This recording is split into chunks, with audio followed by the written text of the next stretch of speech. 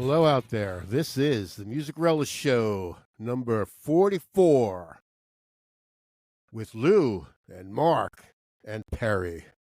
What's up, guys? How you 44 doing? big ones. 44. 44 years of 44. broadcasting excellence.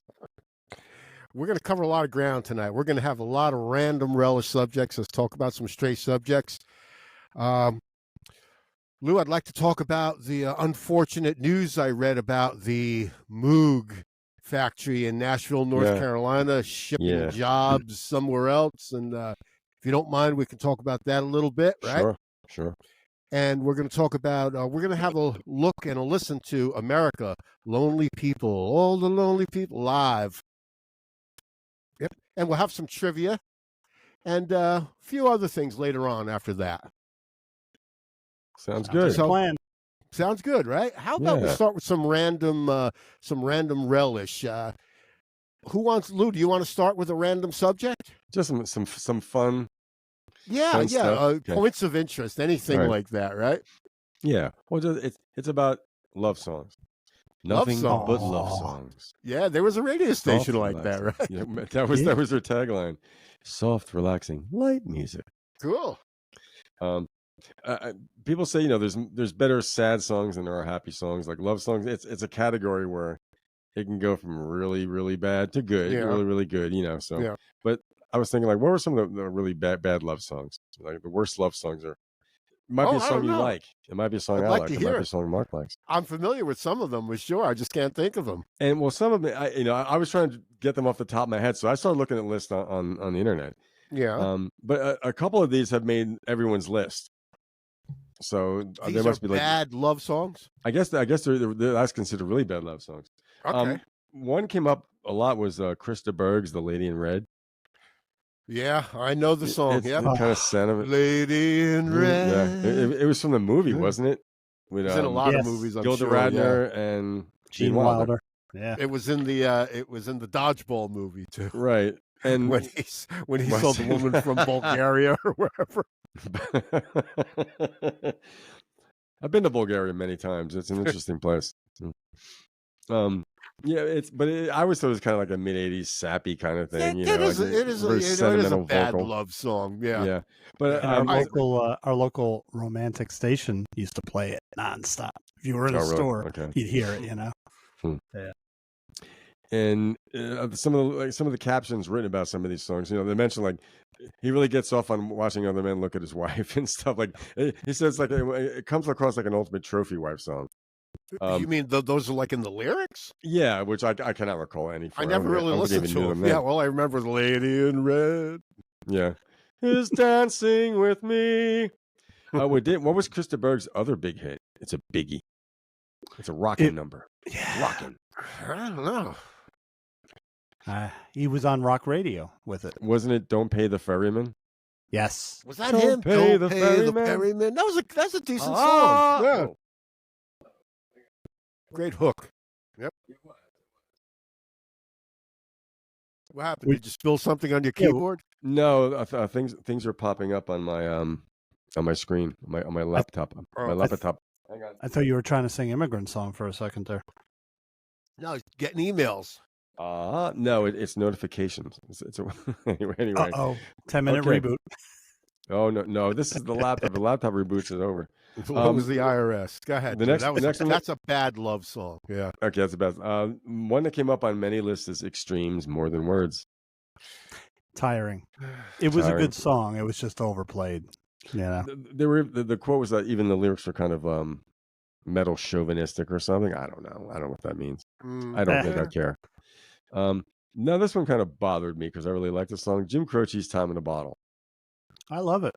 I do too. I said it was like over sentimental maudlin, and it said a rinky plinky waltz or something. Yeah, but from a singer songwriter, I can take it. I can, you know what I mean? I'll take it. I think it's a beautiful song. The musical company, it's beautiful.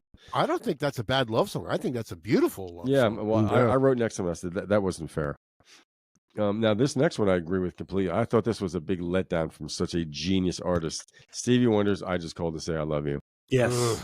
It's just trite. And they gave it a friggin' Grammy, man, over So many better songs, right?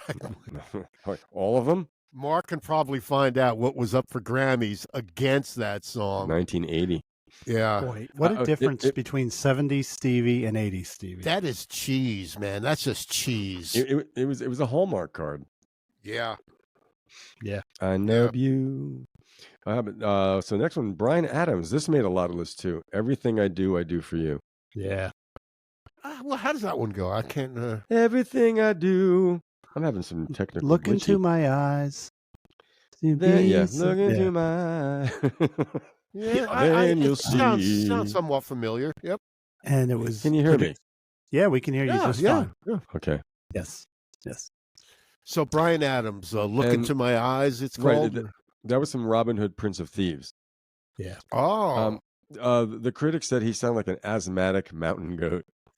Is that the one with Kevin Costner, Robin Hood, Prince of Thieves? Yeah. I'm Robin Hood. King Prince of I can't even say what he said. I'm here in Sherwood Forest. I'm Batman. And you can look into his eyes.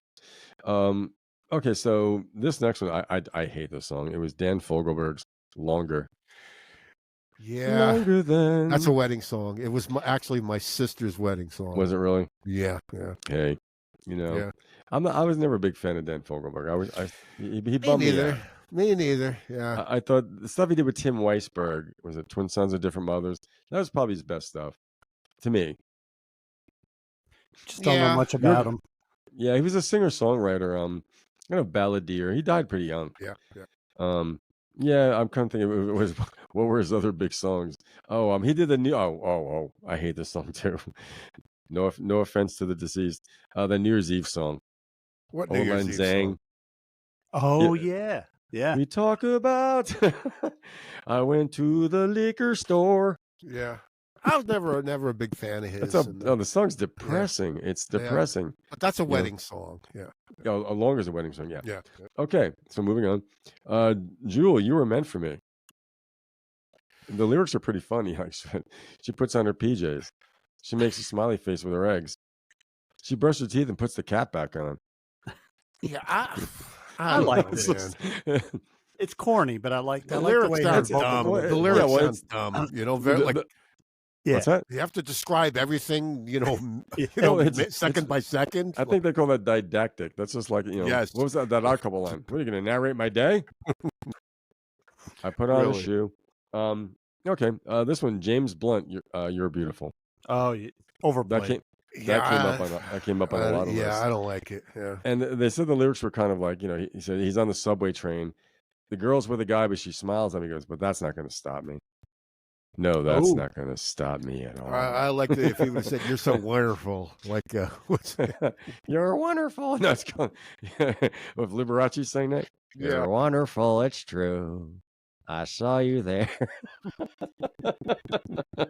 I don't know that James Blunt song. I don't know. Yeah, I don't like it.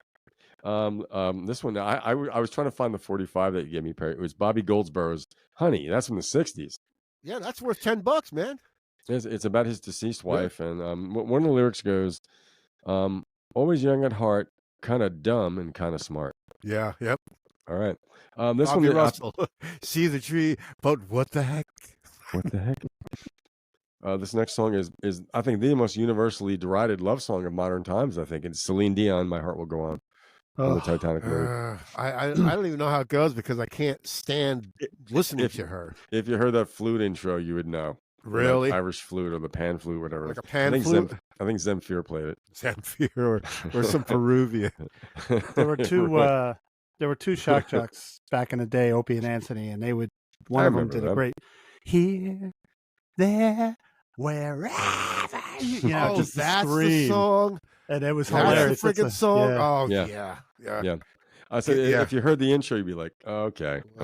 Like her voice hurt my away. ear. Yeah. It's too sharp-edged. Yeah. I'm gonna say something about that movie. It was a good movie. I would eat popcorn watching that movie. What movie is that? The Titanic. But I do say I think Leonardo. Oh, that's from the Titanic. Yeah, Leonardo DiCaprio. He's a fine actor, but I think he was miscast in that movie. But he hit it big time with it.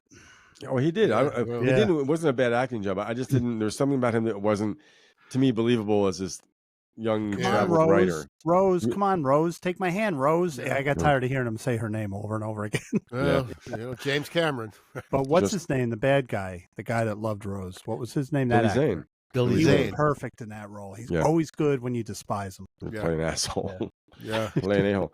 Okay, moving along. This one's a double tie. It is both the Captain and Tennille and America with the song the Muskrat Love, the Will and Alice Ramsey song. Yeah. Yep. Something when I hear the America version, I don't mind it. When I got the album The Greatest Hits, I was like, okay, that's kind of cheesy. Yeah. I mean, they were even nibbling on cheese in that song. Well, the lyrics are really cheesy. Yeah. But I think it's like real American Alan cheese. Ramsey song was titled something else. Right. It was called Chewing on Bacon. All right. The next one, I hate this song too. I don't like. I'm negative today. I'm What? It's Bette Midler, Wind Beneath My Wings. Yeah. Well, you know what? I'm jumping off a cliff. I don't know. It just is this supposed to be uplifting? I mean, the song was probably offered to however many singers, but they chose her. I'm good. Yeah. You never know. You're my hero. You're my hero. Yeah. The part goes, it sounds almost off key to me. I would, if I would have. Is that from a movie? Also, is that why these things become such big hits? I think it may have been from Beaches, right? It's one of those movies she made, which I've never seen any of them. No. Okay, this next one is one that really brings me down. It's from the 70s, maybe. It's Anne Mary, You Needed Me. I cried a tear. Oh gosh! I'm just that's the part of the 70s I don't want to even think about. That's a bad love song. It's truly depressed. I don't gravitate toward music like that to begin with. I like them light and bouncy. But you needed me, among other things. You needed me. She opened up for Bruce Springsteen on one of his early tours, and apparently she was just like, they were like, "Fuck you, we're not the boss." Happy birthday, Bruce Springsteen! Yes, happy 73 birthday. yesterday. Big Bad Bruce is 73 years old. He's the boss, Sweet William now. Yeah. Oh. Bruce Frederick Springsteen. Hey, Fred. Frederick, I fear there's danger in the fuselage. There's danger in the fuselage, Frederick. Frederick. Is he too sexy for his shirt? Okay. This one. Fred. Oh, do you guys remember this one? Feelings. Oh, please. Please. Stop it. Don't even go any further. Who sang that? I did. Morris Albert. That was a category. Schmaltz. When it was, but it was so adult contemporary, like Air Supply was happening then. But it was on rock. Was this not on rock stations, or am I imagining it? Or what was I listening to in the 70s? I would like to know, Lou. Probably on like the old, I don't know, man. But that's it was. Gosh. I mean, you could hear, you heard Little River bands like reminiscing on rock radio. Yeah. You know what though, Lou? You might have been listening to AM radio. AM played a lot of that stuff. I listened to AM. Was it WABC that used to be all music in New York? I'm trying to remember the New York WOR. I just remember one station in the 70s, and I did. Casey Kasem was on it, and I listened. I heard a lot of crap, Casey, I'm adjusting my shit. Please stand by while Lou adjusts himself. We're talking about some bad love songs. Bad love songs. Shitty love songs, or whatever you want to look at. Bad love songs. Yes. So we left off with "Feelings" by Morris Albert. Feelings. That song was even performed by some guy on the Gong Show, and he got gonged. Really? Yeah. I would like to see that. Good. I think J.P. Anthony was. What was it? No, what was that? J.P. Morgan. That's a sports bar. Hillsdale, New Jersey. That's the former J.P. Anthony. Okay, I've been really tearing through my list. I got bupkis tonight. And then there's also a Whitesnake, Is This Love came up on a lot of lists. Yeah, did we do that in the Power Ballads a couple of weeks ago? Yeah. Some of these songs also fit on those, the Maudlin songs of the 70s. Your favorite mawkish hits. Bad love songs cross all genres.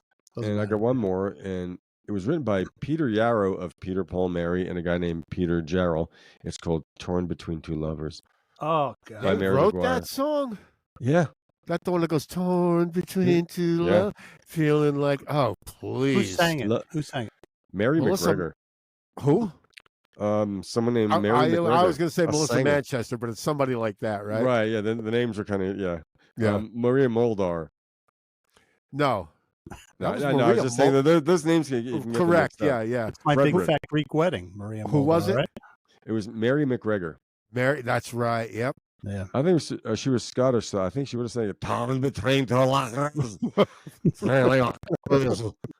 Haggis. Haggis. What wine would you pair with haggis? It doesn't matter. Don't eat haggis. Lou, I'll drink Chardonnay with freaking snow. I mean, probably would be a soft red like a Merlot. Haggis. Nothing more than stomach. I think something overpowering to just make sure you're not eating a bag full of guts and oatmeal. Well, I made an apple cider stew last night, and Anthony actually asked me, "What do you think I should have with this?" And I said, "Well, it's apple cider stew, so have a Merlot. It's kind of a soft flavor." Sure. What do you, Lou, think of that decision? He liked it. You know, is there meat in it? Was it? Yeah, it was apple cider beef stew. A beef stew. And okay. Very tart beef. Go with Rioja. Yeah, and get the Merlot. You have a future chef in the family. I made it. I actually made it. Oh, you made it. Nice. 6 hours. Anthony made it. Now he was asking about what, like we were thinking of red, what to pair with it. So I said, "Oh, I wish I could call Lou." Beef I'm going to say Merlot, and he said it was you good. could do that, or you could do a Rhone wine, medium bodied. Yeah, a little spicy. Yeah. Well, cool. I've got a couple of random. But about that song, Peter Yarrow, he got into some trouble. Took the guy from Peter, Paul, and Mary. Took liberties with a 14-year-old girl. Yeah. Imagine if I were in the band, it would have been Peter, Paul, and Perry. Say it while eating a sugar donut. Peter, Paul, and listen, I'm just going to add on one thing. Want to know one love song that I really like? Yes. How Deep Is Your Love? Bee Gees. Love that song. I like it too. That's a great song. That's absolutely a great song. Yeah. Bee Gees were a great band. They were. I mean, great rock band, great pop band. Who hasn't slow danced to that song? Yeah. Right? Me. I've never, in high school, I never slow danced with anybody. I played guitar too damn much. High school? I'm talking about like just a couple of years ago. What's that song? I'm Antisocial, that Anthrax song? I have a couple of stray subjects here on random relish. And I also have. If Mark, do you have any random facts? Oh yeah, I'm going to go to Mark next. Okay, I wonder because I have some more. I have some more stuff too. Yeah. I just have a couple of stray things like that. I found, the Rickenbacker guitars. They make them in China now. No, really? Well, they make them in California, but there's still some more affordable ones made in China. The ones in China, they refer to them as Chickenbackers. I just think it's funny. Chickenbackers, not Rattenbackers. Oh, that's funny. That's funny. And Battenbackers. At Rosemary Clooney's funeral, however many years ago it was, Jimmy Webb took Brian Wilson to Rosemary Clooney's funeral. Wow. In Tennessee, I think it was. Yeah. Huh. Very cool. Yeah. And Mark, what have you got as far as random stories go? All right. Well, I just wanted. There's always some Beatles shit going on. So yeah, there's some rare Beatles stuff that has surfaced, and I can tell you some of it will never see the light of day, and I'll tell you why in a second. But there's 6 tapes. They're being auctioned off. The collection is called the Derek Taylor Never Before Heard Collection of Lost Beatle Recordings, and they contain unreleased Beatles songs. They may, to release that, you have to clear a lot of hurdles. It has rehearsal recordings and interviews. They contain, among things, rehearsals for Sgt. Pepper's. I'm sure when they would love those tapes for the anthology series. Yeah. Harrison jamming with the Bonzo Dog Band, and a performance of While My Guitar Gently Weeps with Jimmy Page instead of Eric Clapton. Be interesting to hear. Really? I never even read about that. Yeah, just this week. A 45-minute interview with John Lennon, and according to the auction page, it contains very personal and revealing statements about Yoko and himself. That'll get released. You're going to love this one. 45 minutes of Yoko's primal screaming therapy and a very personal discussion on John. Now, this one kind of intrigued me, but Yoko will never get it released. Lennon playing acoustic songs written with Kyoko Chan Cox, Ono's daughter from her first husband. You know she'll never allow that to be released. But that's kind of interesting stuff, you know? Yeah. She might release it, you know. But they expect these tapes to go for at least $500,000. I'm thinking more. Because that's really rare stuff. I mean, he may have had a little cheap cassette player there that nobody knew he was recording any of this stuff, right? With the interviews, he was doing interviews. So I wonder if this guy was a journalist and he was allowed to. Maybe he was doing a story. This Derek Taylor? He was their press agent. Of course, he was setting up interviews. Yeah. He was the press agent. Yeah. He was part of he was an inner circle. All right, so he had these recordings. Are obviously, you know, then not, you know. Yeah, he probably just got in. He just got handed some tapes, you know, and that's what everyone does. I got a Beatles tape. I'll hold it and then I'll auction it off. Maybe he died. I don't know. But you know, I some of that stuff. I'd love to hear that while my guitar gently weeps. Yeah, that would be kind of cool, you know. Yeah, I'd like to hear. I'd pay $500,000 to hear Yoko scream for 45 minutes. That's therapy. You will pay $500,000 for that. Yeah, therapy's not cheap. No, I'm sure I bet you the quality. Did they mention the quality? Because it sounds, you know, Lennon's cassette of him doing, you know, Free as a Bird, it sounds like shit, really. They need the AI technology to clean it up. Yeah. No, you need a good mastering engineer. Don't ruin my job. So, yeah, but we'll see it soon. We'll see it released somehow. So I love songs. I was looking for a roll of film for one of my cameras, and turns out I didn't have a roll of film. But remember these? Ever see these? Like, did you ever keep your marijuana in those film bottles? You know, you clown. Come on, right? Harry, what kind of film camera do you have? Tell us. It's a single lens reflex. But I was thinking about when. Like, remember shows, like, you know, I asked Mark, you know, you go to shows now and everybody's holding up their cell phones, right? But you used to be able to just take a camera and, I'm going to take my camera to the show. And it's all like, for instance, I saw Nick Lowe one time years ago, and I took a couple of shots of Nick Lowe right up front. He's cool. They're all into it, man. You know, like, yeah, go right ahead, you know. Cool guitar. Yeah, he's got a telly. Yep. And shirt. Nice. Yeah. Yeah, a cream color Telecaster. That, huh? That's a great picture. I took that. I took these shots of Nick Lowe. It was at Hitsville was the name of the club. It was like in Passaic Park, I think, or something. Yeah, small club, couple of hundred people. But this is pre-cell phone. You know, like everybody'd be holding up their cell phones now. Yeah, you know, you can see the name of the band behind the keyboard there, or whatever it was. I remember the logo was kind of jerky. Yeah, the logo lettering. Now there at that show, Paul Carrick was playing keyboard. Wow. Yeah, Martin Belmont was the guitar player. He was in Brinsley Schwartz, maybe, wasn't he? I think he was in Brinsley Schwartz, probably with Nick Lowe. Yeah. Yep. And at one point, Ian Gom. Yeah. Yep. Oh, by the way, I listened to an interview the other day. And Reckless Eric has a new album out. I heard a couple of cuts from it. It's actually really good. Got a brand new album out. The Clap and Go rap. Who's Reckless Eric? Reckless Eric. He was. Who's that?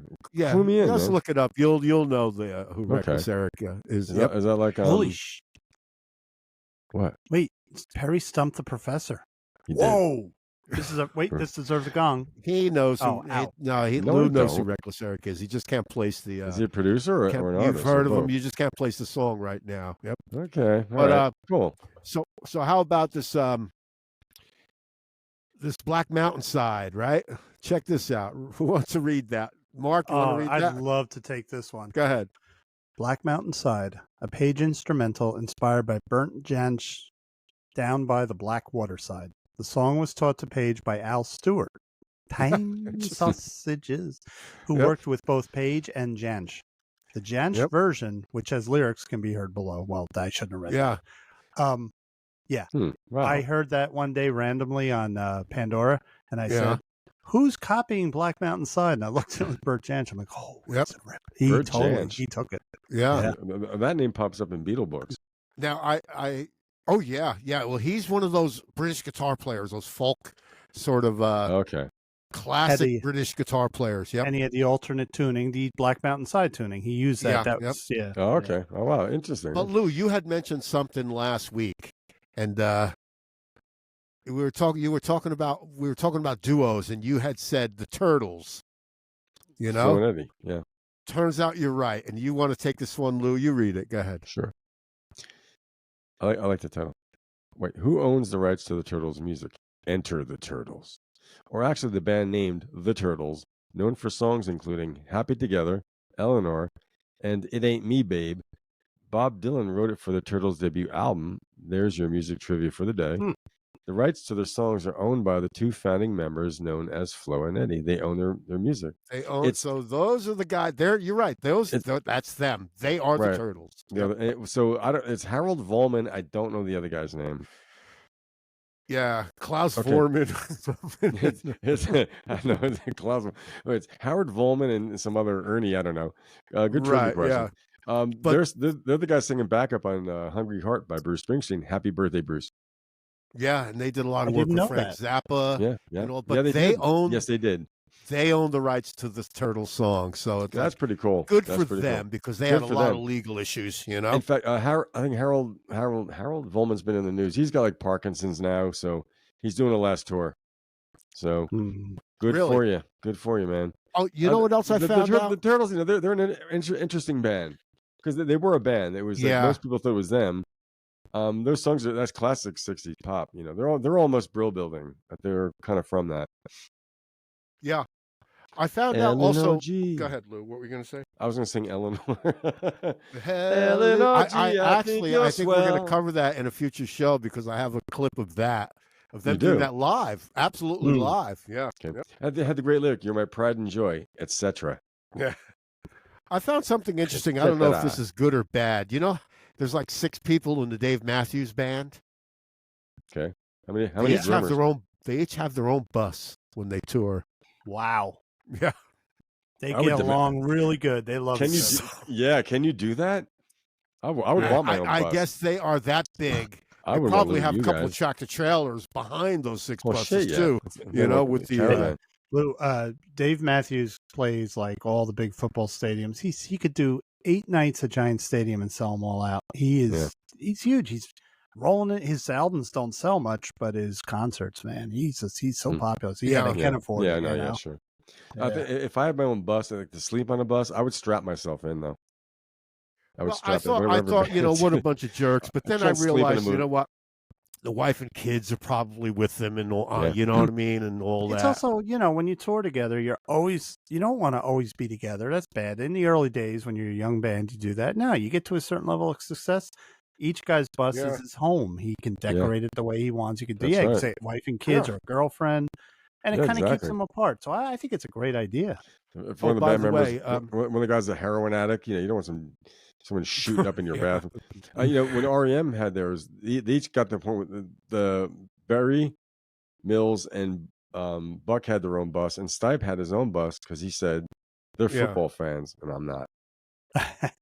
Yeah, so they were probably watching football on the big screen or something, right? Yeah. Sure. But also, Giles Martin is remixing 2 more Beatle records again. Wow. These 2 deserve it though. The Red and the Blue. Oh, those compilations. Yes, they with do. The bad stereo mixes. One side is all the music, one side is all the vocal. He's going to give them a proper stereo mix. Cool. Giles Martin or Gillies Martin.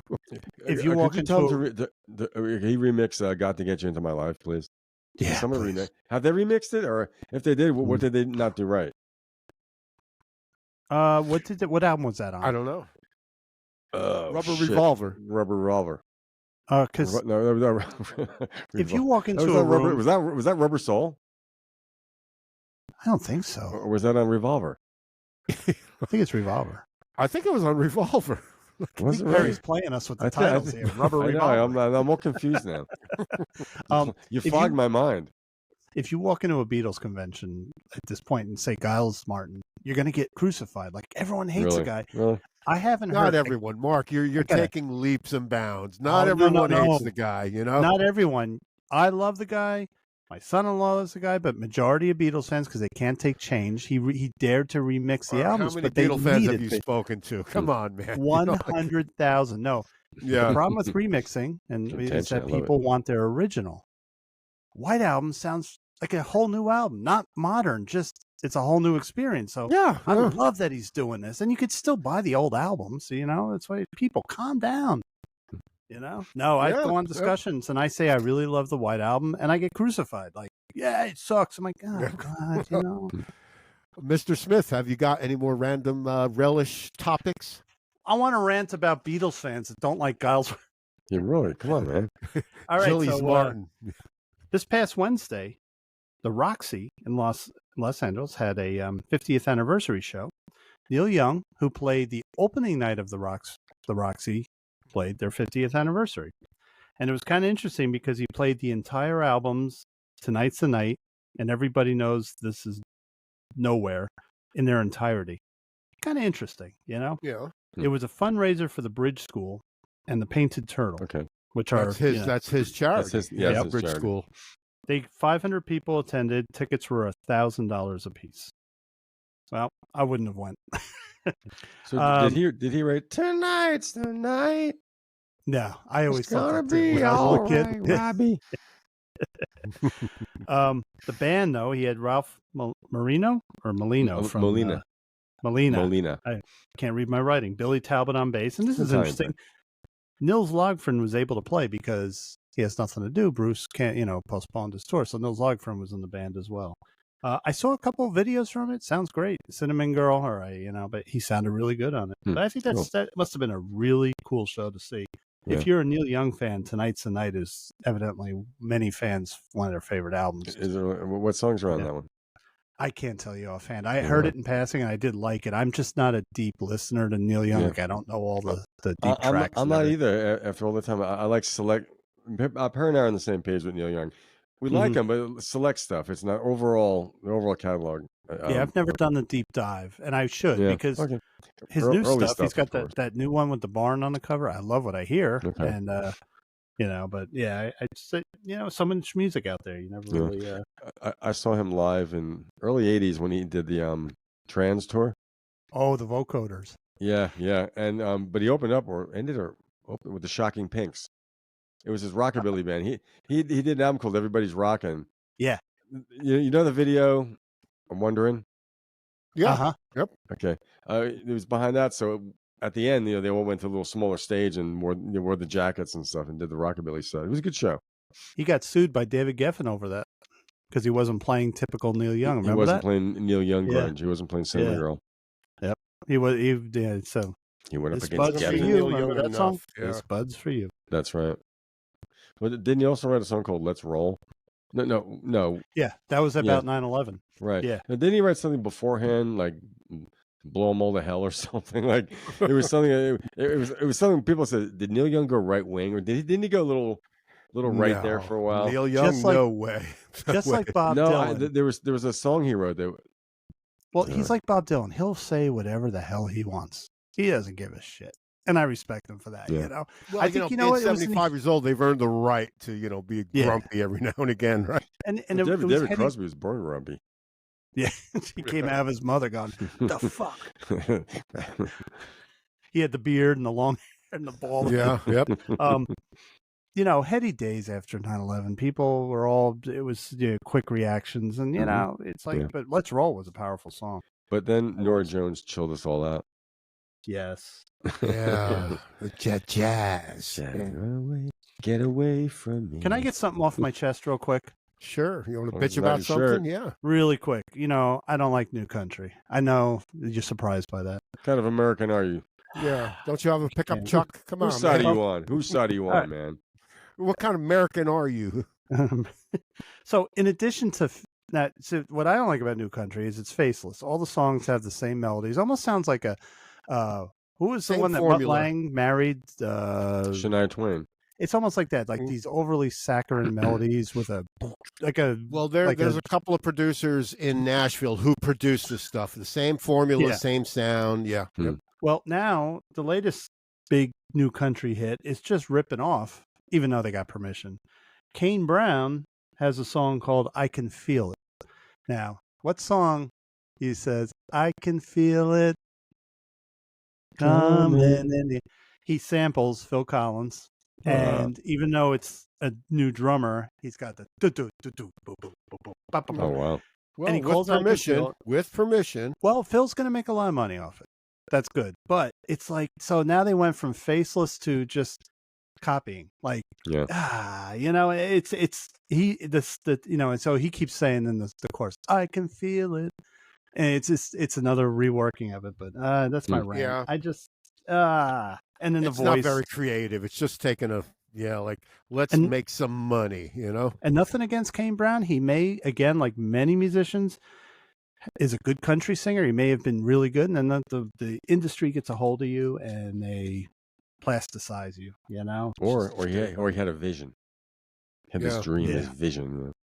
Yeah. Now, how country is it? Not at all. I don't consider any of this new country because it's got a driving it's got a driving bass beat. And then it's got it's what kids, you know, now they drink a Coors Light and they go, hey, it's more to country than Coors Light. Yeah. It's more to country than drinking. Drink water. If you're going to drink the country, you have to have a broken heart, lost everything. That's when you drink. But you don't drink the country going, good times, be on the Gulf, let's swim. And you know. I'm a big Gulf and Western fan. We know that. You're a parrot head, aren't you? I love that term. It just cracks me up. In New Orleans, they have these festivals in New Orleans of the parrot heads meet in New Orleans all the time every year. Yeah, they have this big parrot head festival too. Yeah, let them have lots their of fun. money. Yep. Yeah. So, Lou. Yes.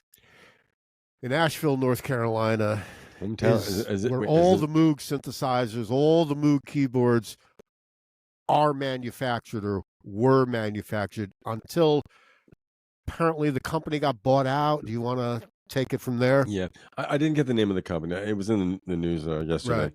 Right. It's some kind of musical company. I don't know if it's a conglomerate, but they bought Moog, which has the Moog Museum and the Moog retail outlet where you can actually purchase a synthesizer in Asheville, North Carolina, my hometown.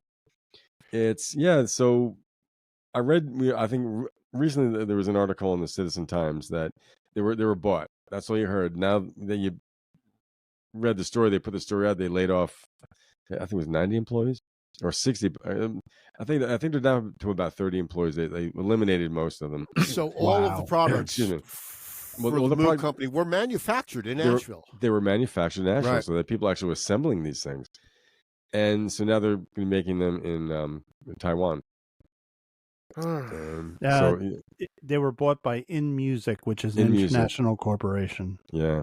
And so the sense will be cheaper, and the jobs will be eliminated. Like we were saying, you know, it's a money grab. That people at the top will make the money from them. Yeah. If people buy them, I mean, you know, if you can get a synthesizer now for 1/3 of what it could be, I mean, you know, it sucks to have to do that and have to actually make that choice. But I don't know what you know, the mini Moog or whatever the models they were making now, how much they were retailing for. We were thinking about maybe going down there with some recording equipment, see if they would let me talk to them. Yeah, I'm going to talk to them. Yeah, we should do it now. See. Well, no, there's still a museum there. Yeah, I'm talking about the museum, not right. You know, the manufacturing plant. I think that would be more interesting to go to the other place. And yeah, but you wouldn't mention you wouldn't mention to her what happened. You know. Yeah. Here's an interesting. You sold the company out, huh? Yeah. Here's an interesting blurb, Lou, from that article you sent us. In Music has headquarters in Rhode Island with offices in the United Kingdom, Germany, Taiwan, and Japan. Its purchase of Moog marked the end of an era of employee ownership.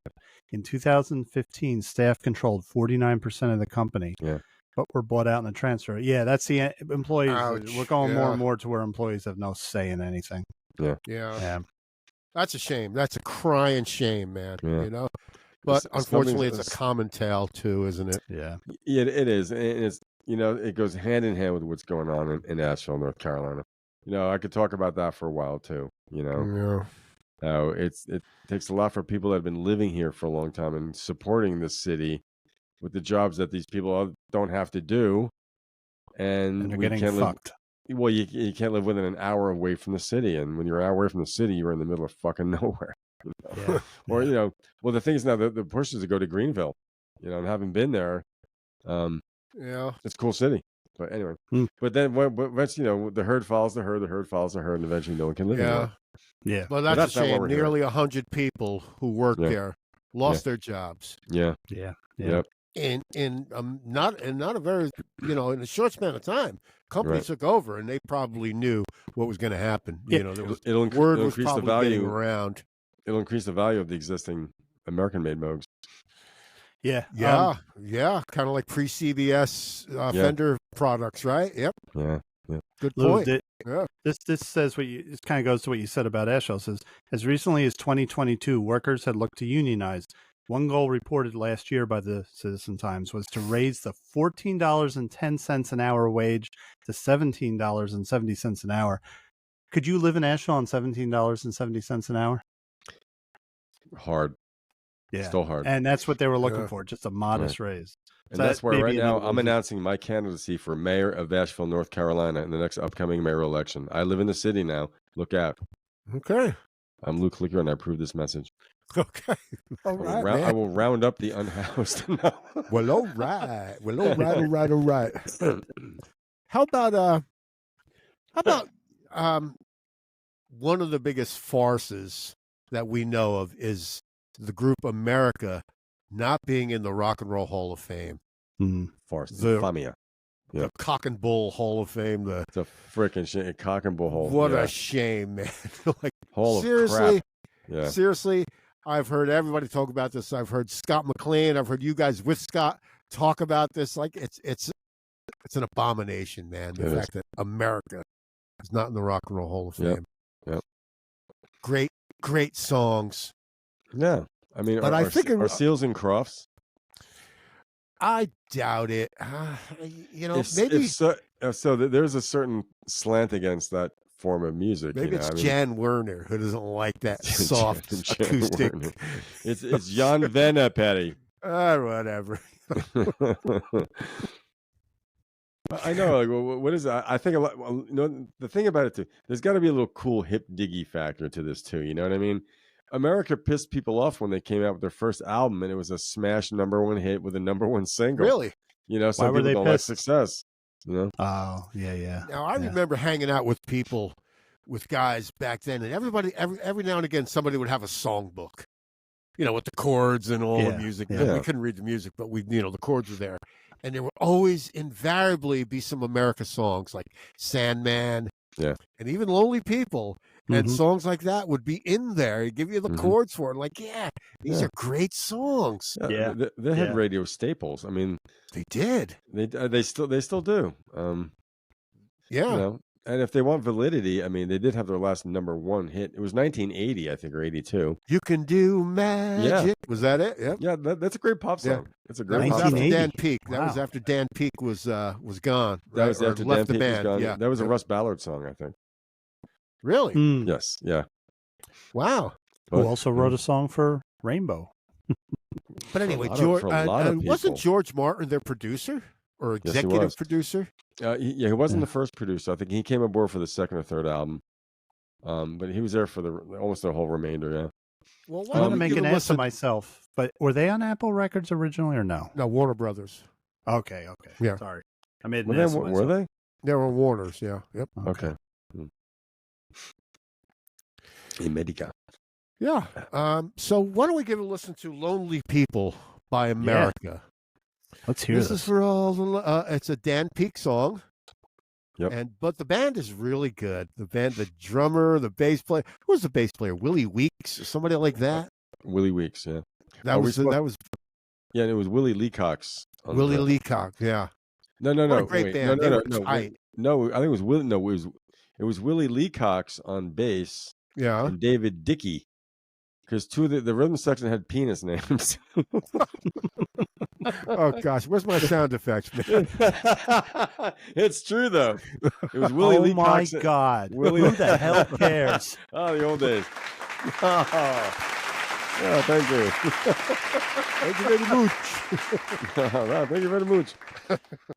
So how about we give a listen to America singing "Lonely People" live on some German TV show, I think. Are we supposed to talk over this so we don't get sued? And do commentary for the educational purposes? Yeah. Yep. Okay. Are they singing it in German? "Lonely People."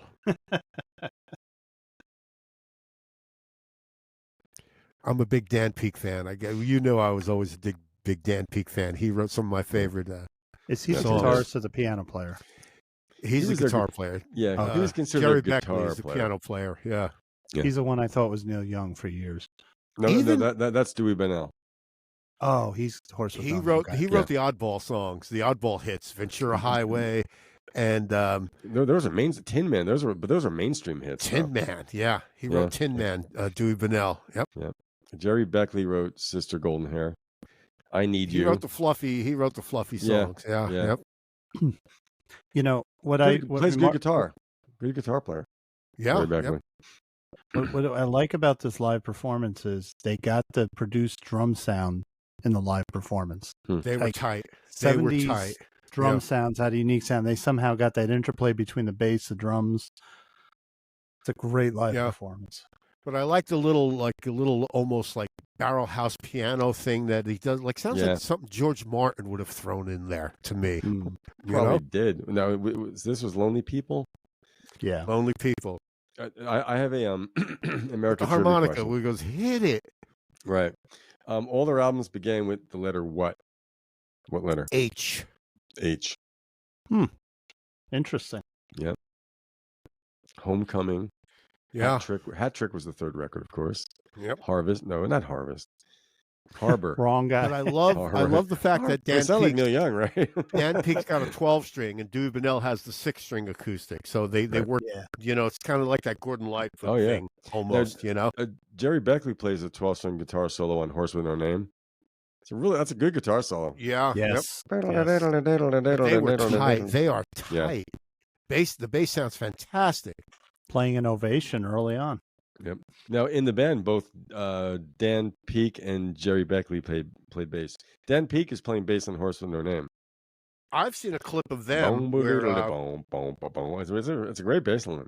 I've seen a clip of them where Dan Peek's playing like sort of a Neil Young type Gretsch guitar. I think they were playing Sandman, and it's like these guys really knew how to rock. I mean, they were pretty heavy. Yep. Very, very talented band. They were just really good. I don't know what they did before they put their first record out, because they were tight. The harmonies.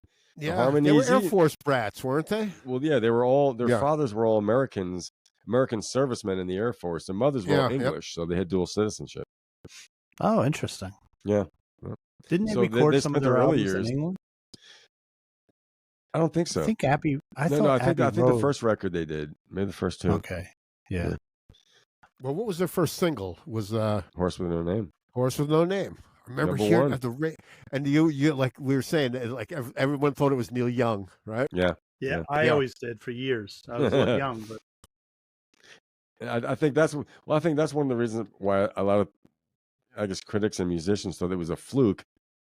Because it sounded, they thought, they were trying to sound like Neil Young, so they thought it was like kind of a bogus way to get a #1 hit. But hey, no, not at all. Because they proved it probably with the next one. Oh Ventura Highway is a fantastic song. Well, on that record, it was the Horse with No Name was the #1 hit, but I Need You by Jerry Beckley was the Jerry Beckley. Yeah. So that was the second single from that record, but that was the top 10 hit. Talk about that. That's a good love song. That's a good love really song. is. Not a bad one. Yeah. Yep. Yep. And what's the one song? Like the flower needs the rain, I need you. Right. I don't that's not Hal Blaine on drums though. That's not Hal Blaine. No, I think their band was in the studio. They're guys, right? Yeah. Do you know the song Oh Mary, have you seen better days? Yeah, I love that song. That's Hal Blaine on drums. If you listen, there's a breakdown in that song. It's only like, in your heart, the things that make you want to start it all. La, la. Oh, yeah. Great. But at the end, it kind of breaks, and they come back into like a backwards guitar solo. But Hal Blaine just does one of those fills that just led them back into, like he did with the Mamas and Papas. Yeah. I saw her again where they fucked up, and he just kept that ride cymbal going. Not in the Rock and Roll Hall of Fame. Bullshit. That's America. By the way, here's something interesting about their founding.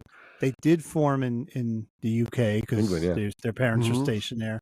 But they called themselves America because of the American jukebox in their local mess hall on the Air Force Base. So that's why they picked the name. Yeah, it's interesting. Cool.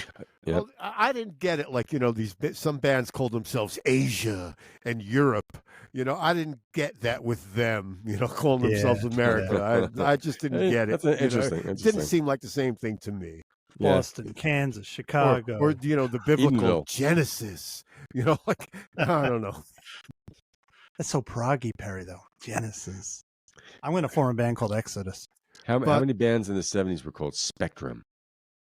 I don't know. Like 3,000 million. 511 2000. That was homeschool. And every drummer had like millions of toms, rototoms. But I had all that shit. Come on, man. I had rototom, Simmons Rock drums. And Roll Hall of Fame. America is not in the Rock and Roll. Oh man! Are they in the Rock Rock and Roll? About Foreigner, and we can go on and on and on about those things. You know? Yeah. Are they in the songwriters? They're in some kind of songwriters Hall of Fame. I don't know if it's a Rock and Roll one. Probably, yeah. But they want to be in the Rock and Roll Hall of Fame. They want to be in that Cleveland. They want that's the American Louvre. I mean, the Eagles are in, but I mean, they're California soft rock. I mean, is Warren Zevon in? I think he may have just gotten in this year. He was nominated. I don't think he made it. So can you imagine? Maybe Jean Vena doesn't like Southern California soft rock. Jackson Brown's in. He's got to be. Well, they were in San Francisco to begin with, right? When they started publication. Yeah. Rolling Stone. Yeah. I guess so. Yeah. Jimmy Iovine should be pissed off too. Maybe Iovine got. I don't want those guys in. I don't want them in. It's just Hanks. so you know. It's Tom Hanks. Here's a little nerdy trivia that Lonely People comes from their second album, but not only did George Martin produce it, but Jeff Emmerich engineered it. So they had a really good studio. Yeah. They had the Beatles, man. Yeah, they did. Look at that, man. Yeah, wow. I mean, George Martin, that's another thing too. Like, what were some of since they were kind of I read they had a lot of friends in the music industry, and I Barry the book, the America book that you sent me. Yeah, like they were friends with the Grateful Dead. I think they were such kind of cool guys that a lot of people, Yep. Yeah. You meet Dan Peake at a party. These guys were at those parties. They were all there, smoking dope with all these people. Yep. Dan Peake was the rock star of the band, and they, the dope was in their little film vials. Right? once the seeds were cleaned out of it. So correct me. Dan Peake is the guy playing the harmonica on Lonely People. That's him. That's Dan Peake. He looks like guitar a rock star. and harmonica. Yeah. Okay. And he wrote the song. I'm going to do a deep dive into America this week, guys. It got me back into it. It's definitely worth it. I mean, America's Greatest Hits, the first Greatest Hits record. It's a great album. Yeah. Wait, that was the one with an H. History, right? Yeah. Right. Phil Hartman did the cover. Did he not? That also begins with an H. I think he did. Yeah.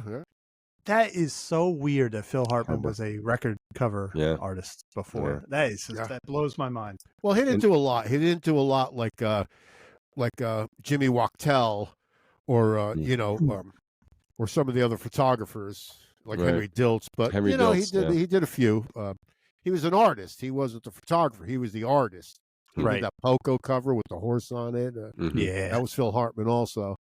He was good. Yeah, great artist. Are you guys up for some trivia? I'm always up for trivia. Always. Okay. Trivia question number 1. Lou may get this. Maybe he won't. October 11th, 1975.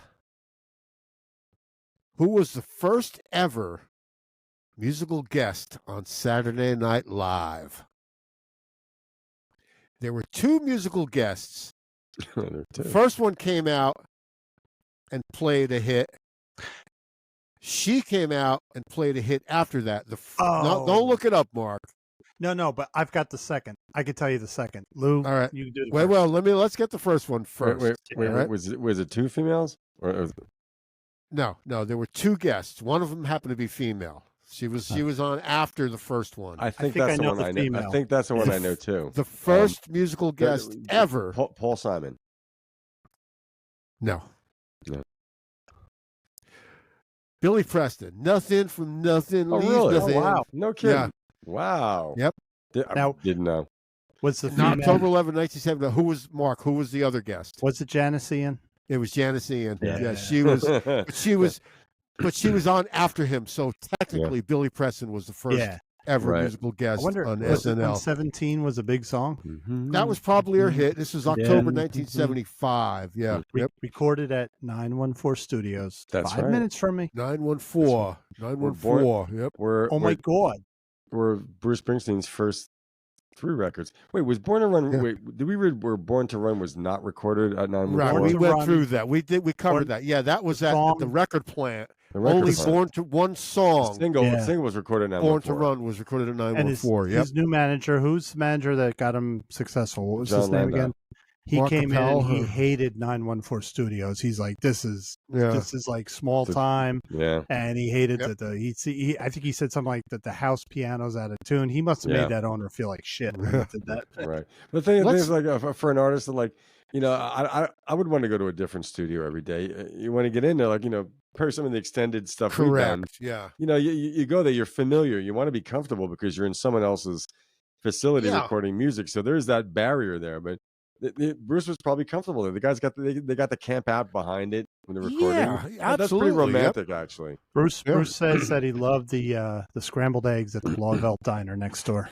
We covered that on the 914 episode. Yep. Yeah, that's right. That's right. Hometown How about news. this? This is not Relish. is not a trivia question. This is just sort of a thing if we can come up with some. How many songs can you think of that became dances? The Hustle. The Hustle. The Twist. Hold on. Do the Hustle. Do. That's Van McCoy. There's one of them right there. Yes. Chubby Checker, The Twist. Come on, everybody. How about Limbo? Another Chubby Checker, The Limbo. Oh, I was thinking Limbo Rock. Oh, that was Chubby Checker also. Is that a dance, the Limbo, or is that a... We used to do something on my father's at a roller rink. It was a Limbo thing. Actually, that may not be a dance, but I think it was. But all right, I never knew that was... we'll do it. The Limbo. Yeah, Chubby Checker. I never knew that was Chubby Checker until this week. I thought it was like Desi Arnaz or something. They were doing Limbo on roller skates. Holy shit. I could never roller skate. I've done it I could do it to an extent, then you just land on your head. This show will never know my mortifying experience at your dad's roller rink. Oh, yes, they will. There's a couple more, Lou. I'm surprised you didn't come up with this one. It dies with me. What's that? Songs that became dances. I'm not done yet. We just started. You got one? Do I have one? I thought what was the one you said I wasn't going to get?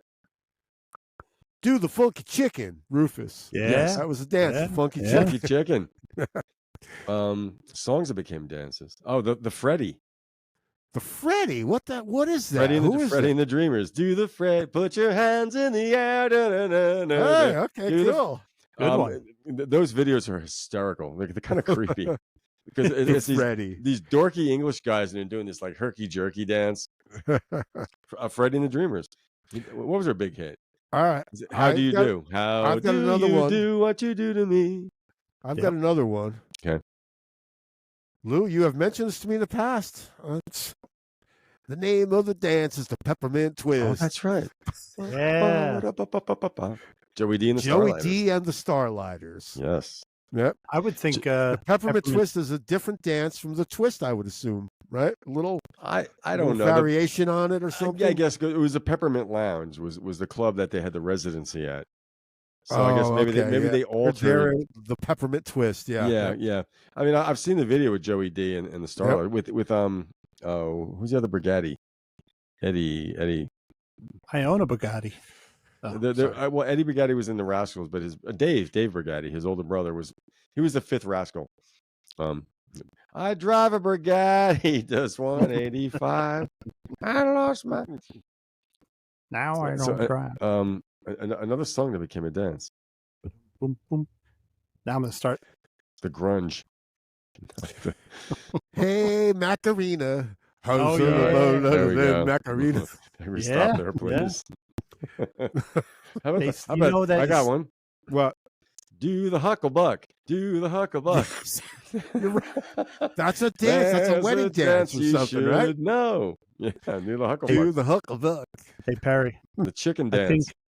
I think I got one for you. It'll enrage you, though. What? Isn't scooting booty? Isn't that a dance?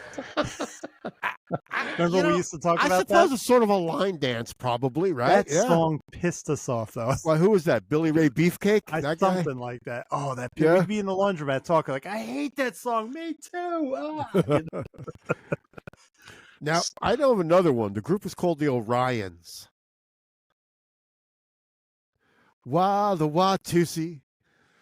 The Watusi was dancing. They got it from the tribe in Africa. That's right. The Tutsis, yeah, yep. And the Hutus and the Tutsis and the Watusis.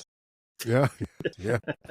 Talk about genocide. Yeah. Well, yeah, really, but yeah. Way to bring the show down. I can't. I'm all my subject matter is songs that are crappy. So I'm going. I told you I'm going negative tonight. That's all right. It's a bitch fest, man. It is. It's a bitch fest. Exactly. I'm in a mood. I'm in a state. How about? Can you guys think of any actors that have bands? You know, like we know Billy Bob Thornton has the Boxmasters. Right. I have the record, and he's actually pretty good. What's that one? Something to Mars. That's that actor. Yeah, Jared Leto. Yeah, he's in 30 Seconds to Mars. They're a pretty good band, actually. Keanu Reeves has a band called Dog Balls. Dog Star. That's what I said. And they're actually playing in another week. They're playing somewhere. Okay, he plays bass. He's actually on tour with his band. Yeah. I said the Bacon Brothers, right? Yeah. No, you didn't. But the Bacon Brothers. They're really good. They're really talented. Kevin Bacon and his brother, right? Then there's the Canadian Bacon Brothers. Butter. The Canadian Bacon Brothers. How about that movie, Canadian Bacon, the Michael Moore movie? I never saw it. He wrote it too. Wait, was that the one when Alan Alda was the president and we go to war with Canada? I think so. Yeah. Okay. And John Candy and the late great John Candy. How about Dwight Yoakam? He's he's as good an actor as he is a musician. They're actors and they have bands, right? Like Johnny Depp has a band. I mean, but he's in that like real famous, Hollywood. He's got the Hollywood Vampires, and then he was a full-fledged member with Jeff Beck in the last year of Jeff Beck's life. They toured. That's right. He was in Jeff Beck's band. Yeah. You know who I saw is pretty good, actually? Russell Crowe. I was going to say he's a pretty good guitar player and singer. Yeah. What was the name of his band? Do you know the name of his band? I have no idea. 30 Odd Foot of Grunts. I love that name. Huh. Really? Yeah. His record he put out got savaged. Yeah. They're saying like maybe not New Zealand or Australia. Who's the guy that plays Dr. House on TV? He had a show. He was House. Something Laurie. Yes, Hugh Laurie. Hugh Laurie. He's got a band. A good guitar player. These guys are talented. Yeah. I mean, the late great Kenny Rogers. He was an actor too, right? Yeah. Right. Oh, I think one of the best of the bunch was Ricky Nelson. Yeah, Ricky Nelson. Yep. Hi, I'm Ricky Nelson. I went to Can you guys come up with any more? Keanu Reeves. I don't know the name of his band, but he's a Dog Star. Dog Star. Oh, you mentioned him. All right. Dog shit. I guess the bag review of the record would be called Dog Shit. SHT. Oh, here we go. Wait, let's go back. Steve Martin. He always had a banjo thing going. He had a band. Oh, he does. His band is called the Stone Steve Canyon Rangers. Steve Canyon Rangers. Right? Yeah. Yep. I got another one for you. Who? Woody Allen did a lot of jazz. He played clarinet. He plays clarinet. Yeah. Yep. I mastered one of his albums. He was on Musical Heritage. It was the shittiest recording. He wanted to have one microphone in the middle of the room, have that 1930 sound. And I have the CD. It's Dixieland Jazz, and it's good. Right. It's like he's a good clarinetist. He's playing that old licorice stick. Now he was known for always on Oscar night. He would never go to the Oscars. He would play jazz at a club. Really? Yeah. No, that's pretty cool. I got another one. I'm on a roll here. Jeff Bridges. Yes, that's right. Kevin Costner too. Mm-hmm. Kevin Costner. Yeah, these guys are talented. Jeff Bridges is really good. What was the movie? Crazy Crazy Heart or something. Good Jeff movie. Bridges. I thought that was one of the most authentic portrayals of a country singer on the decline, like just driving himself around the country. That was a really good movie. Well, how about Bobby Duvall, Tender Mercies? You ever see that one? Yeah. Right? And he sang. Yeah. Mm-hmm. Does Kevin Costner have a band? Kevin Costner, well, I don't know if he has a band, but I'm sure he's played like these. Yeah, he's a good guitar player. Is he really? I didn't know that. The guy who played Elvis, man. And Kurt he was Russell. in Once Upon a Time in Hollywood. The guy who played Tex from the Madison Family. He just played Elvis last year. He's a really good guitar player, too. Yeah. How about Billy Bob Thornton with the box tops? Or the Box Masters, yeah. Yeah. Not bad music. He's actually I have good. the record. It's actually pretty good, yeah. It's that, that punkabilly, whatever you want to call it, Yep. How about Gary Sinise had the Lieutenant Dan band? Oh, yeah. That's right. That's right. Yeah, but they only play military bases. Guys, I'm cheating. I'm on Google. Yeah. I can't think of any offhand. Yeah. Oh, my daughter, Romina loves Zooey Deschanel, She and Him. I forgot about that. Oh, I can't stand her. I can't stand her or him. Yeah. I've heard one or two of their songs, man. I just Does he go by the name Him? Yeah, it's She and Him, isn't it? Yeah. Yeah. Oh, there's probably 20,000 more actors. That's why we didn't get him on duos. Duo. Can you get me a duo, please? Yeah. I got some shitty music. Some things that are considered the worst of the worst. Yeah, we got shitty songs or it's albums and songs. It was like I was trying to find like the worst love songs of the 70s, and I stumbled upon this. The Bitch Fest. The list. This is right out of Wikipedia, though.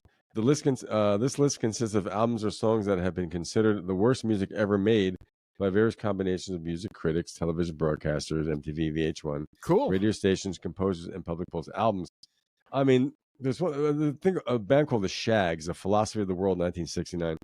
It gets trashed. It's got a cult following, like with Kurt Cobain and Zappa. But I don't know. Yeah, with the Three Sisters. Yeah.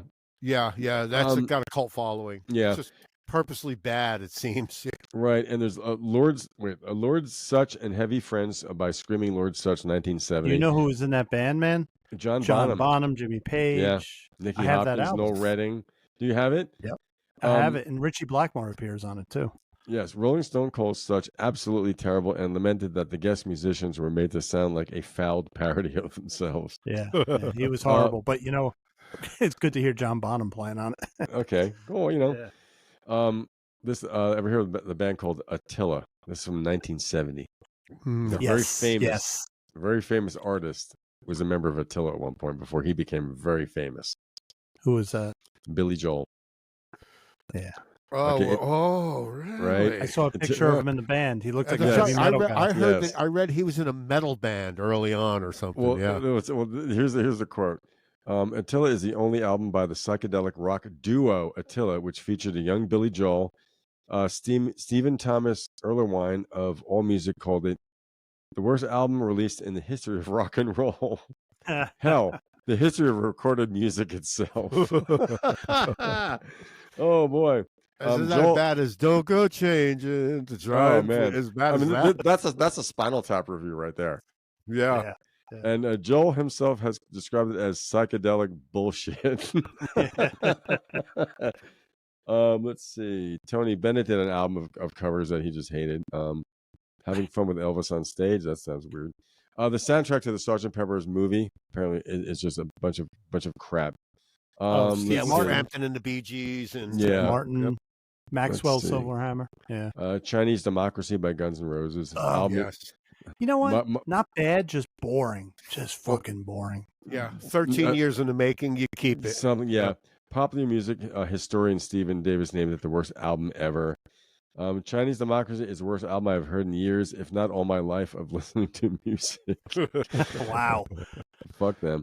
Let's see. That's a I agree. here. Oh, this one's Lou Reed and Metallica, 2011. It's got its fans, because what happened was Metallica fans only want to hear headbanging music, so they hated it. Mm-hmm. And Lou Reed fans were like, "Why is he working with Metallica?" It was doomed to be destroyed. I give those guys in Metallica, Lars and James, credit because they're proud of it. They're not backing down from it, saying we made a mistake. They're like, "This, we wanted to do it, and we did it." You know, like they were looking for something, because they were like, I'm convinced these guys are kind of tired of what they do. I mean, they are. They're if you listen to their new stuff, they're running on, they're not doing anything new. They're retreading but they everything. did a side project. That's and really they did all a side it was. Project, the creative juice is flowing, so I applaud them for that. And it got destroyed, and I'm like, yeah. New Musical Express also noted that the album was one of the worst reviewed albums ever, and one of the most critically panned albums of recent years. So in response to that, Lou Reed stated, "I don't have any fans left after he did Metal Machine Music. They all fled. Who cares? I'm in this for the fun of it." Okay. There you go. David Bowie and Laurie Anderson, however, praised the record. They mentioned Metal Machine Music here, too. You guys know who Charlie Puth is?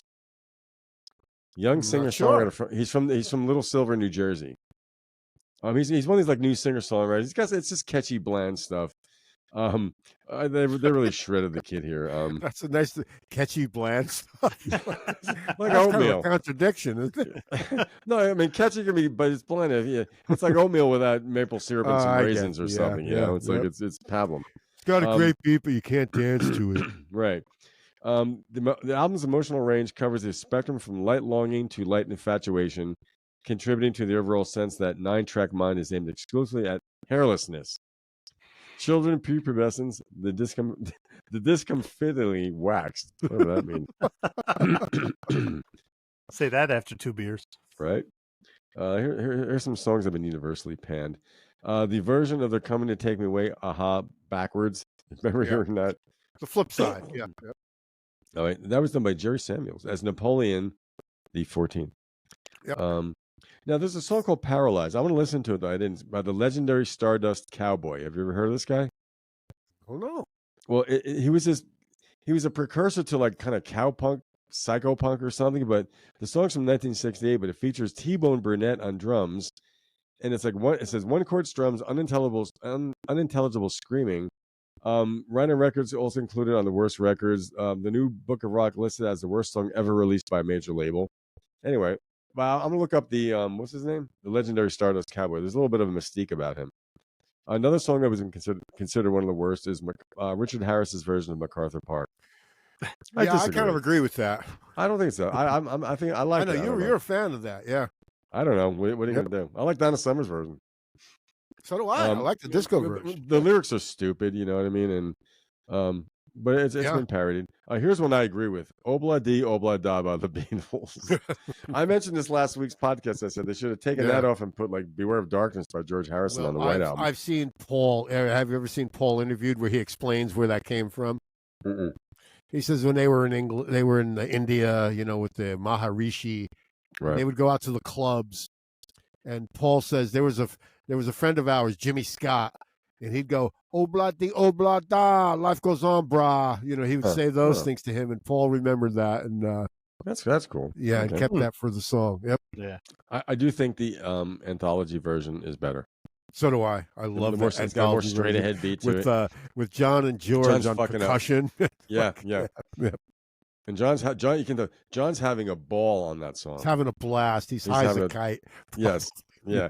All that stories of all the contention. When they did that song, they were having the time of their lives. Yes. Yep. Yeah. By the way, if I can cut in,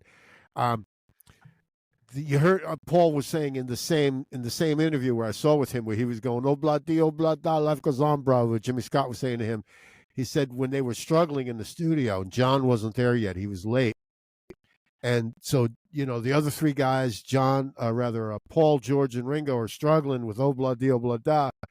John walks in and says, "What are you guys working on?" They're like, "Obla di, blah." He goes, "Oh, what key is it in?" They said, "A." He goes right to the piano and goes, "Ding, ding, ding, ding, ding, ding, ding, ding." And they fell right in after that. Oh, wow. So, that's interesting. Right off the cuff, John came in and did that, and that was on the record. Yeah. Oh, cool. Yeah. Neat. Yeah. Moving along, 1970s to the 80s. You're Having My Baby by Paul Anka. Is that I mean, it's just terrible. Yeah. I mean, actually, the number one worst song as voted by CNN.com. Users in 2006, the song was criticized for its perceived patronizing take on pregnancy from the expecting father's point of view. Yeah, having my baby. Yeah. I see it inside you. It's growing. You could have struck it from your life, but you kept on going. Really. Because you're having my baby. I was I don't know. I was taken aback even back then when I heard it on the radio. Yeah, I was too. I was like, holy shit. We were kids, you know.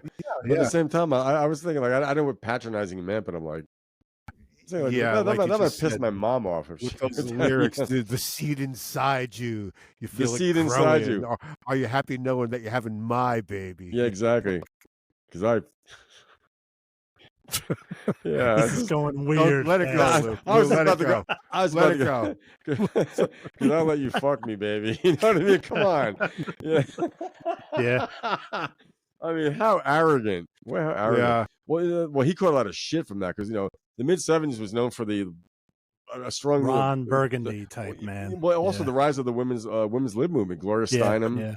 Well, how about so he caught some shit for that, but he went on the Tonight Show and re-sang it, going, "You're having our baby." Yeah. Inside he's going, "Fuck you." Inside he's doing that rant like he did on his tour bus with his manager or whatever. You mother. Thanks for indulging me, Perry. Thanks for egging me on. It's my pleasure. My pleasure. You ever see Paul Anka in Casino when he was on, when he was on the TV show? When he was on in Casino? In Casino, yeah. When Paul Anka was in it? Who was Robert De Niro's character in Casino? Ace Rothstein. When Ace had the TV show in Vegas, remember? Oh, that's right. Our first guest is Paul Anka. How many kids you have? We have 8 kids. My pleasure. It was my pleasure. That's right. Oh, that's great. That's great. Yeah. The TV show is they call like Ace's High Rollers or something. Ace's High. Ace's. I want one of the suits that he wore in that movie. I want the orange suit. You can get them. Yeah, it's on there. Amazon. Yeah. Just 2 wacky suits. I might have a couple more. Let's see. We all gotta say what maybe our personal worst albums ever. I got 2 I could mention. Okay. It could be an album or song. Ebony and Ivory. That's pretty bad. Crap. Yeah. That was also Stevie Wonder being crappy in the early 80s, man. Yeah. That was give him a Grammy for that one too, over so many better songs too. Probably. Early 80s Paul McCartney. This next one I disagree with. True by Spandau Ballet. Yeah, I like that. Another song. slow dancer. Yeah, yep. I think it's a well played, well sung, well I think executed it's a great song. romantic song. Absolutely. I do too. Yeah, I do too. Yeah. So we all agree with that one. Yeah, man. How about this one? Can we have a unanimous Susudio by Phil Collins? Crap. Yeah. Crap. And I love Phil. I do too, Mark. You guys know. I love Phil. That song is shit. And when it came out, I'm young and I like everything. I'm like, what the fuck? Yeah. And I've said this in the past too. When who's the guy from the music guy? He has a kid named Apple. The guy from Coldplay. Coldplay, that guy. Chris something. What's his name? Chris Martin. Chris Martin. He inducted Peter Gabriel, and I've talked about this in the past. And he's inducting Peter Gabriel to the Rock and Roll Hall of Fame, and he goes, "Well, Peter went into the studio, which was an elbow jab to Phil Collins because it's such cheesy shit." Yeah.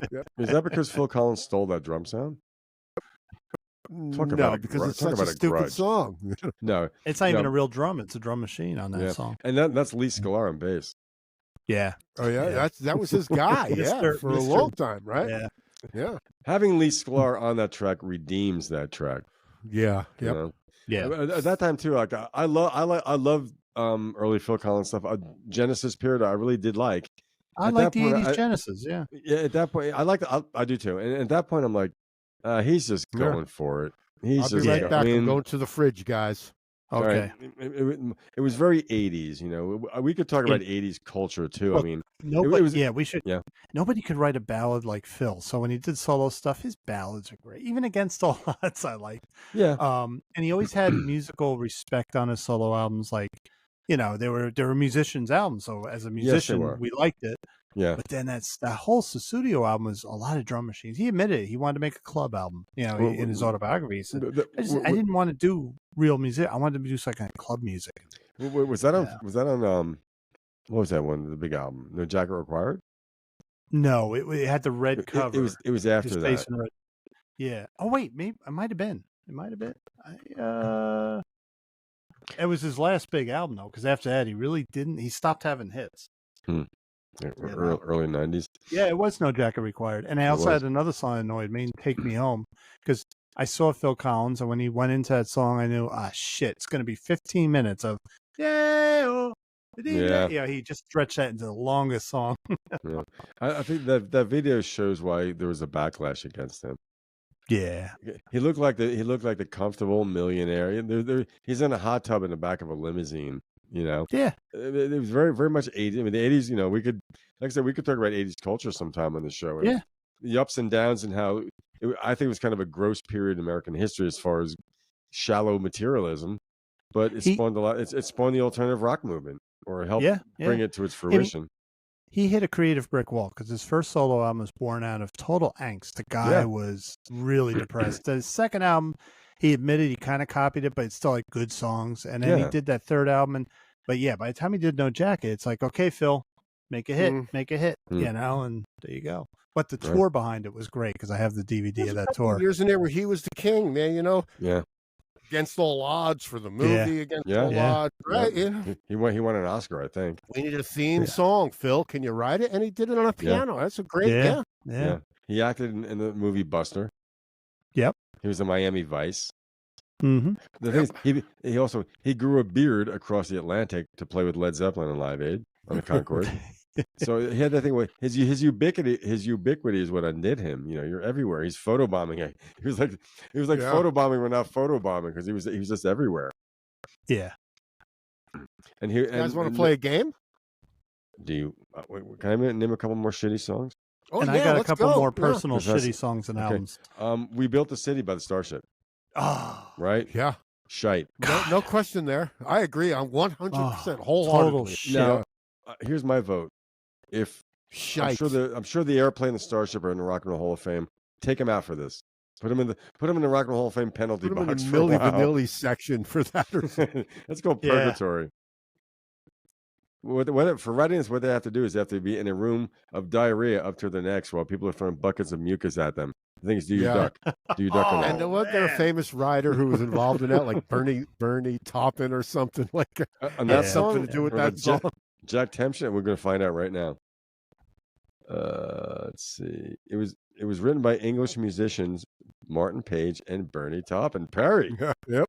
Perry, man, and nice. Martin Page is isn't he from that band? It's like a techno band, isn't it? These Broken Wings, isn't it him? Mr. Page?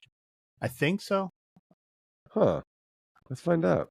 But the point is, you know, it's a piece of crap song, but it was all over the radio. So, right? And they made a ton of money. Go West? Yeah. Okay. That's a total crap. I think I was wrong on that one. I agree with this one. Don't worry, be happy. Yeah. Kiss my ass. Oh, it was a neat concept that it was all vocals doing it and everything. That was neat, but it got so overplayed. Yeah, there's no instruments on there except his voice for the whole record. Yeah, the whole song. Yeah. All right, this one. Can we take a vote on this one? Yeah. As far as crap. Billy Ray Cyrus, Achy Breaky Heart. Crap. Yeah, absolutely. He didn't write it, though. That's a cover, I think. Yeah. It doesn't matter. Crap is crap. Crap. Let's see. Country. Let's see. Oh, I agree with this one. What's Up, Four Non-Blondes? I fucking hate that song. I can't stand it. I can't stand it. I think I told you guys in the past.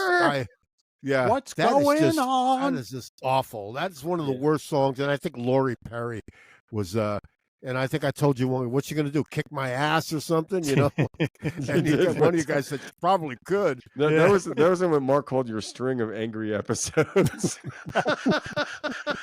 We dropped the "See You Next Tuesday" term a few times on those shows. Oh, my goodness. Let's go. Oh, that is a piece of crap. Can I read just some funny stuff here? Okay. Carl Barat of the Libertines and Stuart Braithwaite of Mogwai have both named "What's Up" the worst song ever. Dean Ween of Ween called it "as bad as music gets." Everything about the song is so awful that if I sat down and tried to write the worst song ever, I couldn't make it to 10% of reality of how awful that song is. Right. See, we're all on the same wavelength with these other cool people like the Libertines and stuff. We're there, man. I got one more. I'm there. Tara Dublin of the Huffington Post called it, without question, the worst song of the 90s.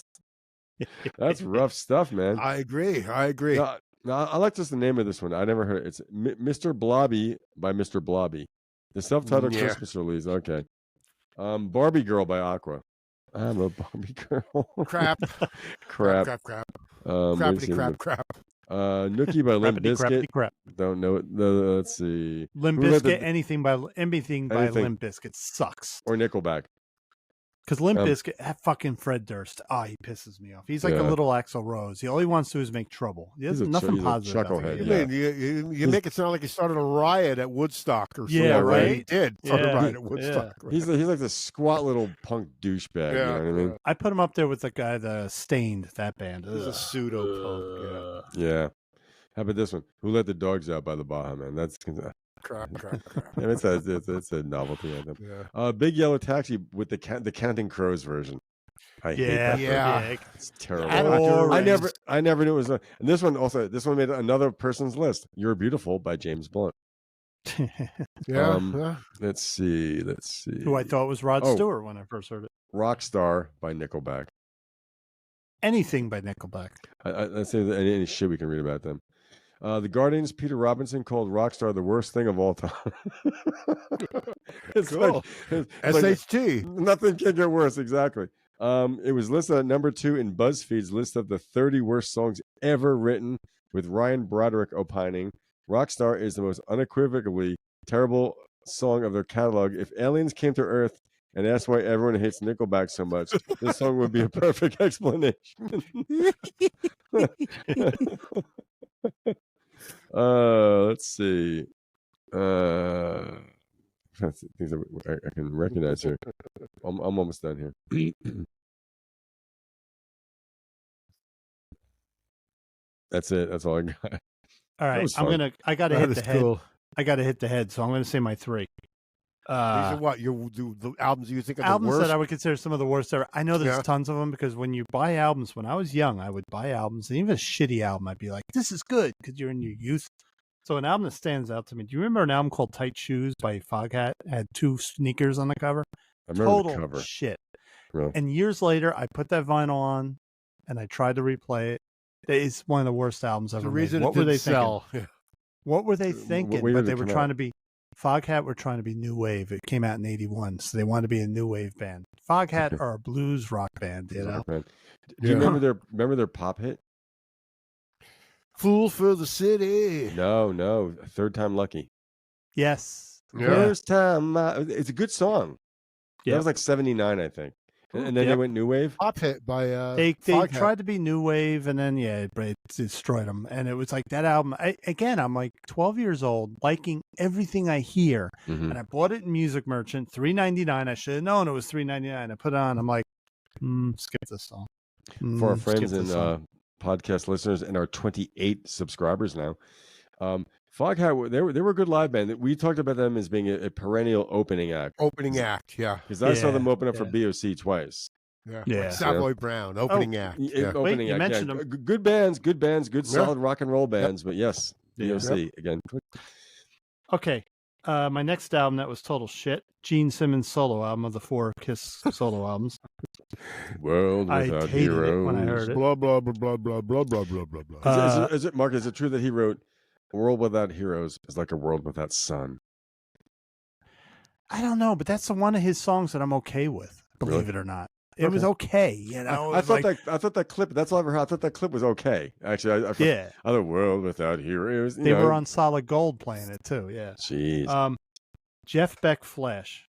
I remember my good friend Bill Sharp and I in high school were Jeff Beck heads. We buy it at Music Merchant. We run home. We put it on. We put on the first song, and we hear drum machines. And okay, let's go to the next song. Next song. Then we just looked at each other and that we went. Sometimes happened. We looked at each other and we said, "He's going through a phase. It's a phase." Yeah. We kind of put the album away. Never played it again. 80s? Yeah, it had one hit though. Remember the song he did his version of "People Get Ready" with Rod Stewart? Yeah, that saved the album. Yeah, it did. Nile Rodgers produced it, so he wanted to get like a Yeah, and then my last is a song. And I've said it many times. "Temporary Secretary" from Paul McCartney is the most annoying. I like that song. I like it. Song. I like Temporary Secretary. You know what it is? It's wacky, Temporary. Man. It gets in my mind. As a fucking kite. The guy was smoking dope like crazy, man. It gets in my head. And that's John Lennon even liked that song. Well, maybe I like it, and I can't admit it because once it gets in my head, I'm like, get it out of my head. He was always, the avant-garde one with the tape loops. He did. The Beatles. Yeah. I think he did it better than John. I mean, John liked what's that song? I Love Coming Up. So do I. Yeah, that's a good song. I think it's a great. I think it's a John Lennon. John liked that. Apparently, from what I've read, that inspired John Lennon to get back into the studio. That makes sense because that came out around the time when, wow. Yep, around 1979 or 80. Yep. Yeah. Coming up. Yeah. Like a flower. Funny video. I like Temporary Secretary. I think because he was trying with the what is that thing? The MIDI, you know what I mean? The mini Moog? The MIDI, just kept repeating it. The oscillating thing. Yep. Okay. Yeah. Yep. That repeating thing. Yeah. I think that might have been the album Back to the Egg. It was 1980. No, that was McCartney 2, I think. Yes, I think you're right. McCartney 2. Yeah. You're right. Wow. I had Back to the Egg. also. I thought it was a pretty good record. It was a pretty good record. Yeah. Yeah. It was. That's the one that had Lawrence Juber on it. And his other band, like near the end of Yeah, and I forgot the drummer, Steve Holley on drums. It was, yeah. Yep. And both those guys went out to do a lot of other things. It was a good band. Yeah. Yep. Yeah, I don't wonder why. Well, he did what he did. Temporary Secretary. So was McCartney 2 all him? It's a good question. I don't know. Maybe like McCartney 1 was all him. Maybe McCartney 2 was all him too, right? We've often talked about who had the best post-Beatle albums. Yeah, well, the best there's two categories. There's the best and then there's the most popular. Ringo probably had more hits than any of them, right? Anybody. Yeah. McCartney 2 is the second solo studio album by Paul McCartney. Released in 1980. Yep. Let's see. He performed all the instruments. It had 3 singles. Coming Up was on that record. Waterfalls. I don't know. Yeah. And Temporary Secretary. Yeah. I had the record. Yeah. Yep. Yep. Had his face on it. Said McCartney 2. Yeah. Right. The studio McCartney. He was probably 38 or something. Back then, right? Yeah. He was. Right. Yep. If you look at the cover, he's young. He looks young on the cover. Yeah. He recorded in June through August 1979 at his home and at Spirit of Renachon in Campbelltown. It's called New Wave Synth Pop Electronica. That's interesting. Well, he was probably born in 42. Yeah. Right? 52, 62, 72, 82. He was 38. probably, he's probably 38 years old, right? He was, yep. Yeah.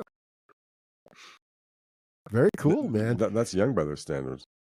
Well, I got, when Mark comes back, I've got something like, I have a couple of opening riffs, and I'll just play some opening riffs and see if you guys can guess what song the opening riff belongs to. Rivka. I think when Mark comes back, I may have to go off camera for you. Yeah, Stop talking absolutely. about me. I'm back. I hear him. I'm here. Yeah, Mark's in the Navy, so he didn't have to go to the bathroom. He had to go to the head. That's right. He's a Navy man. Sucks turning. He's in 50s. the Navy. I'm going to use my new Music Relish Show piss bottle. You mean you turn off the camera, please? Steve Martin in the Dirty Rotten Scoundrels. Mind, can I go to the bathroom? Thank you. Lou. Like, you're doing it right now, aren't you, Lou? Show us how to fight fires. Look, he's reaching down, man. He's pissing. Stop it. Music Relish low point. Well, it always goes into the toilet every now and again, right? The turlet. Hey, I'm 53. When I was going to Vermont in the 70s, my grandparents still had an outhouse. So I'm one of the last generation to use an outhouse. Hey, I used to go to camp. I used to go to Cub Scout camp, and you ever lose a latrine? Let me tell you something. That's pretty disgusting, man. When you look down there, to that pit, that never-ending pit. So I got you beat.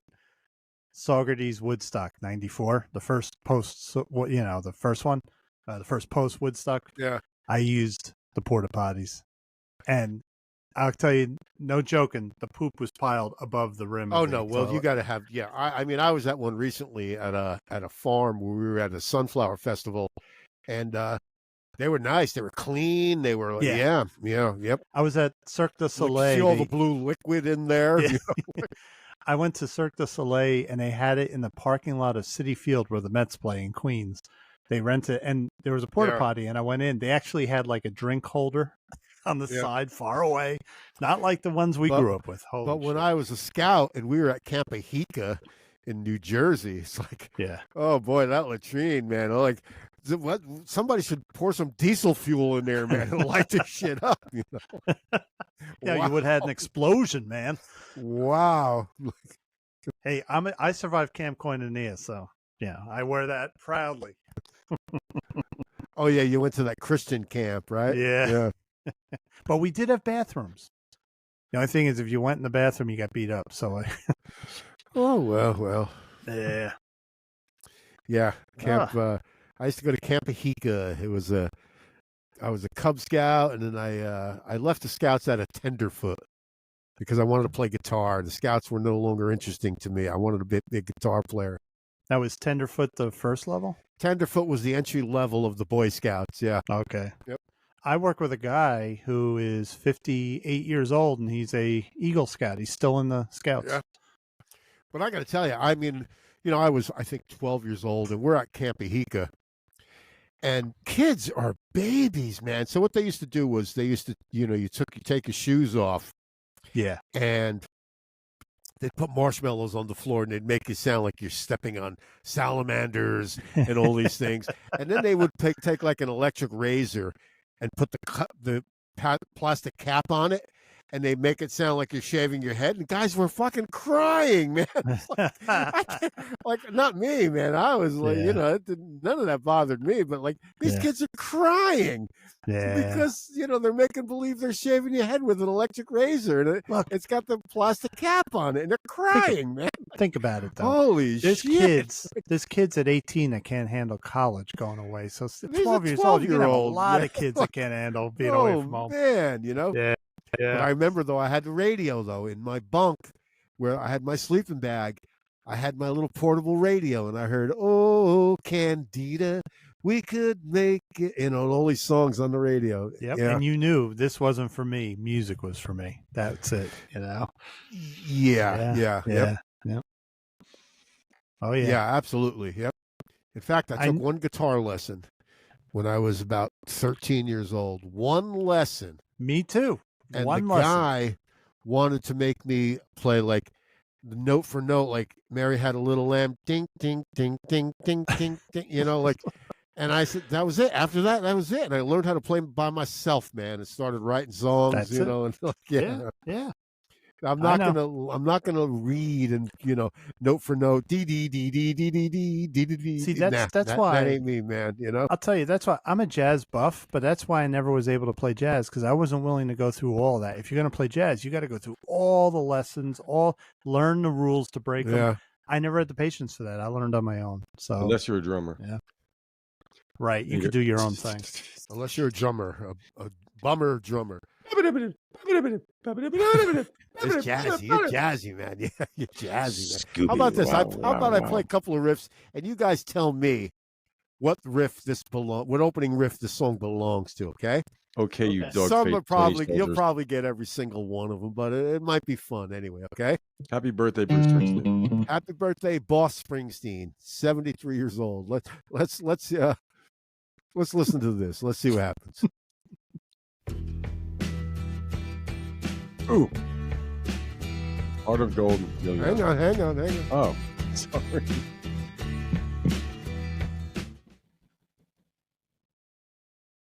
Everybody ever hear that song? Young man, take a look at yourself. You're really young. It was Rockstar by Mark? Nickelback. Old man. Lou, when you correct him on that? Oh, shit. I will. It was Heart of Gold. Yeah, thank you. He's young. Wow. He's young, Perry. He's young. Yeah, he's young. 53 friggin' years old. He's young. He's a good kid. Okay, let's try this one. Mark's a good kid. Let's try this one. We'll let Mark go first on this one. Don't say anything, all right? I'll keep my mouth shut.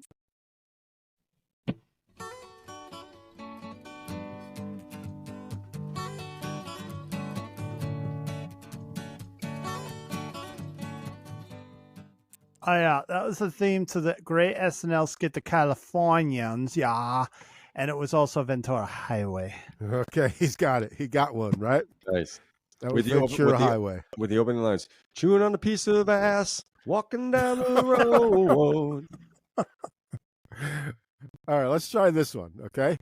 We'll let Mark go first on this one, Luke, because I know you got this one inside Why is he getting out. a handicap? Because he's younger than you. He's a good kid, then, Mark. Come down, Mark. Wait a minute. I know it. Lou's going to have to get it. I can't think of what song it is. The band is Badfinger. The band is Badfinger. It was used in the very last scene of the great television series Breaking Bad when Bryan Cranston's character, Walter White, dies. The song is called Baby Blue.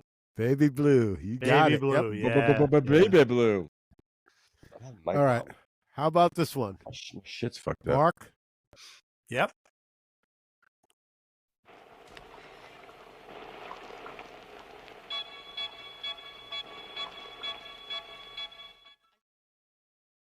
Mr. Smith?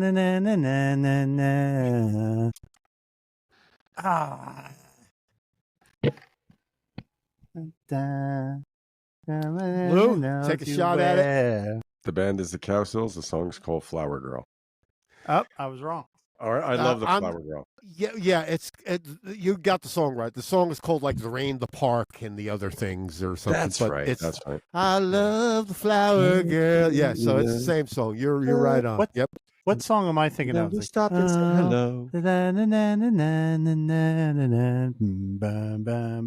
It sounds like another song. Monkeys, right. maybe? No. Yeah, I don't know. Bet on Sleepy Jean. Oh, what can it Yeah, mean? thank you. Yeah. I got that one too, Mark. John Stewart. All right, how about this one? How about this one?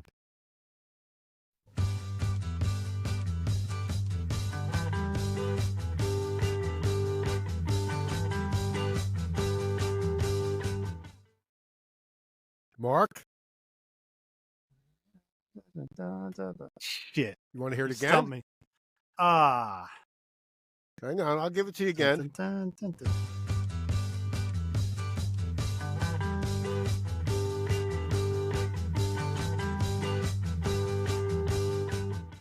Shameful. It's the Kinks. Yeah. Lou, take it. Shame on you, Mark. Lou, what is it? Victoria. Victoria. Yeah. Yep. By the King. Victoria. Great song. Yeah. It is. Yep. I got one. I got one. Ready? Yeah. All right. Oh, Go ahead. please. Go Come ahead. on, man. That song is called More Cowbell. Oh, boy. More All cowbell. right, how about this one?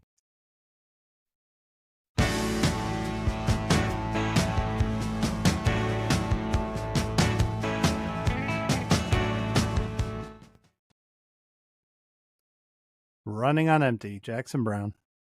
With Lou, am I right? Russ Kunkel on drums? You are correct. Yeah. Yep. And his kit Was is on Lee the cover Sklar of the on album. bass? His kit's on the cover of the album, Yeah. Lee Sklar. It's got those North drums. So there were long tom-toms that like a horn. They were open on one end. The North drum kit. All right, Lou, I know you're going to know this one, but let's see if Mark can get this one, all right? Okay. You'll correct him or... Ready? Here we go.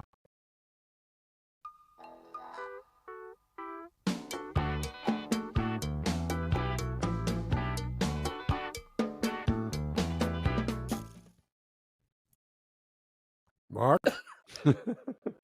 I'm stumped. I'm totally stumped. I have no idea. I'm young. That's Remember, not guys, fair. I'm young. That's If not- it was Genesis, you would have known it. Yeah. Lou? That was America Woman Tonight. Woman Tonight. What another Dan Peake song, by the way. That's a wacky drum part. I think that's that is a great. I think what is I think that? that's David Dickey. What is that? What would you call that beat? That time. Well, it's kind of reggae. I don't know. Also, it reminded me a little bit of a Steely Dan intro. I've got two more. This one is not fair because Lou absolutely knows this one right off the bat. Mark, you will never, ever, ever get this one. Ever. It's Ever. Edenville. Watch. Lou, don't say anything. Let Mark see it first. Okay.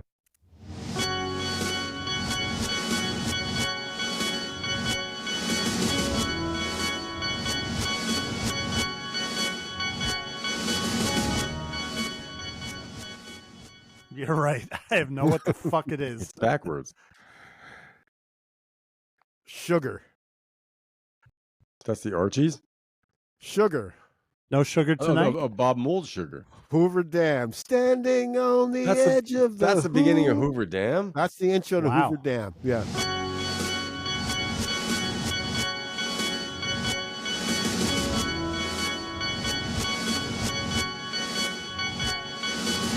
Sitting.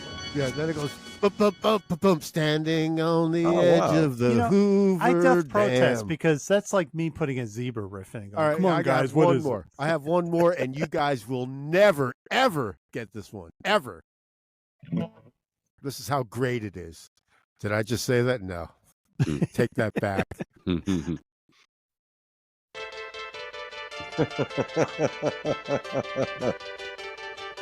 It's B. Arthur. The song that put New Jersey on the songwriting map. This is the band that put New Jersey on the map. It's called Runaway. The best song to come out of... No, I'm joking. I do remember I remember WAPP, that short-lived rock station in New York, playing it.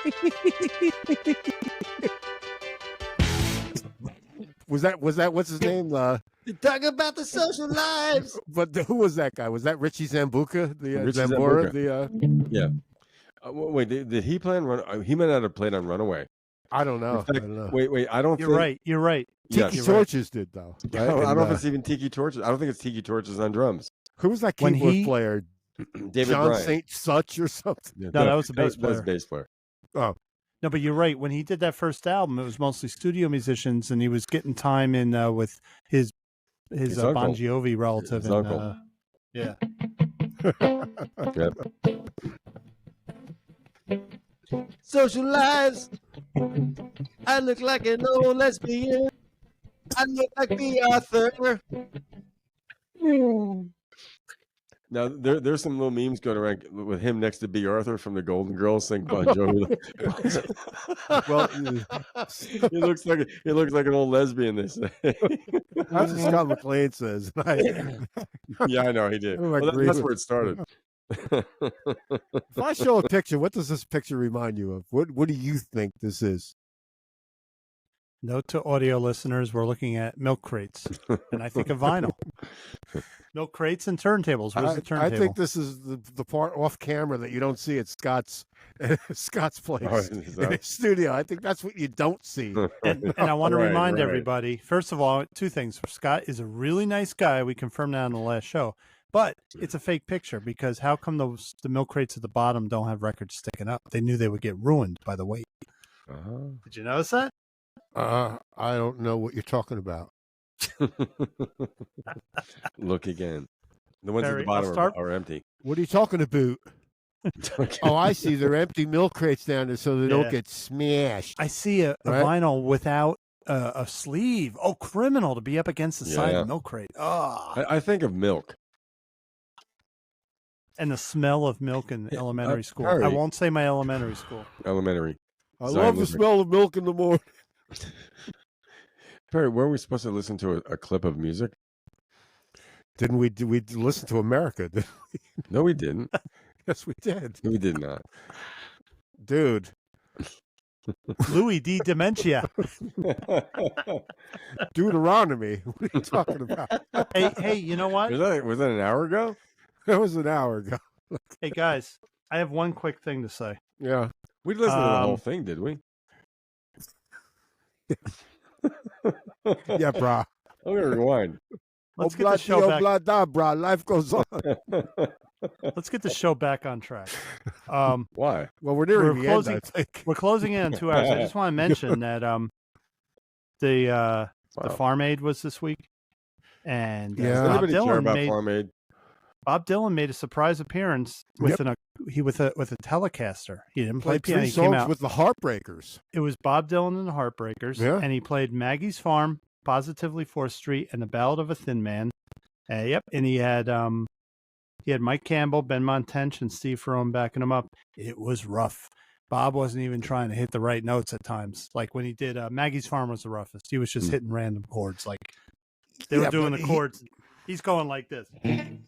At times, but he doesn't give a shit. You've read the Bob Dylan book. He changes the way he sings all the time. He's been doing it his whole career. Wow. So you're never going to hear him play Maggie's Farm the same way twice. Yeah. And as a fan of Bob Weir, I love the roughness of his voice. I love it. I just love it. It's earthy. Yeah. I like old Bob. I like a lot of old Bob. Old Bob. Did we play any old Bob on the show tonight? Well, we do. Sometimes we do. Young Bob Dylan sings anything. That's right. You can pick any song, and young Bob Dylan could sing it. Like, look, close your eyes and I'll kiss you. Tomorrow I'll miss you. You must remember that I'll always be true. Sings old Beatles songs. Someone starts singing. Did anybody go to listen to my story all about the girl who came to stay? Yes. Someone sing Hurricane for me, all 10 verse. This is a story. Yeah. Okay. Bum, bum, bum, bum. See, I can play music, my guitar on this show. I don't get in trouble. On the other show, I get put in the green room. He could have been the heavyweight champion of the world. Oh yeah, what a great song, though, man! Right? It is a great song. I like the ballad. What is the Ballad of the Hurricane? How come I don't remember us playing America? I remember us talking about it. The story of the hurricane. We discussed that before. I don't care, but we played the whole song. We did. You're going to hear it when we. It was only 2 minutes and 44 seconds. 2 minutes and 20 seconds. We talked about it. I move on. We talked about it anyway. I don't know about that. Well, you know what? Why don't we? You want to sign off for the evening? Sure. I hear jazz. To go. I hear mellow jazz. Good evening, everyone. We're Sausalito. Scooby, wow. Remember that movie that Coppola's daughter, Sofia Coppola, directed? Lost in Translation? Lost in Translation. Remember the band in the hotel? We're Sausalito. Oh, that's right. Yeah. they were Sausalito. That was the name of the band. We're soft rock. Who says you can't play jazz on a Telecaster? Yeah, nobody says. Of course you can. Everyone knows that you can play jazz on a Telecaster. Everyone knows that. Yeah. My pickup selector switch is fucked up. Yeah. Are we supposed to get this guitar fixed? Good evening, everyone. Yep. We're Feldspar, a soft rock band. Well, let me say this anyway, that anyone who wants to listen to the Music Relish show, we can be found on Spotify, on Apple, on Google Podcasts, on Amazon Music, Amazon Alexa, Pocket Casts, Overcast, Podchaser, Podcast Addict, Odyssey, of course, YouTube, and apparently occasionally on Facebook. That's fucking idiot. Stops drinking wine long enough. Are we on Audacity too?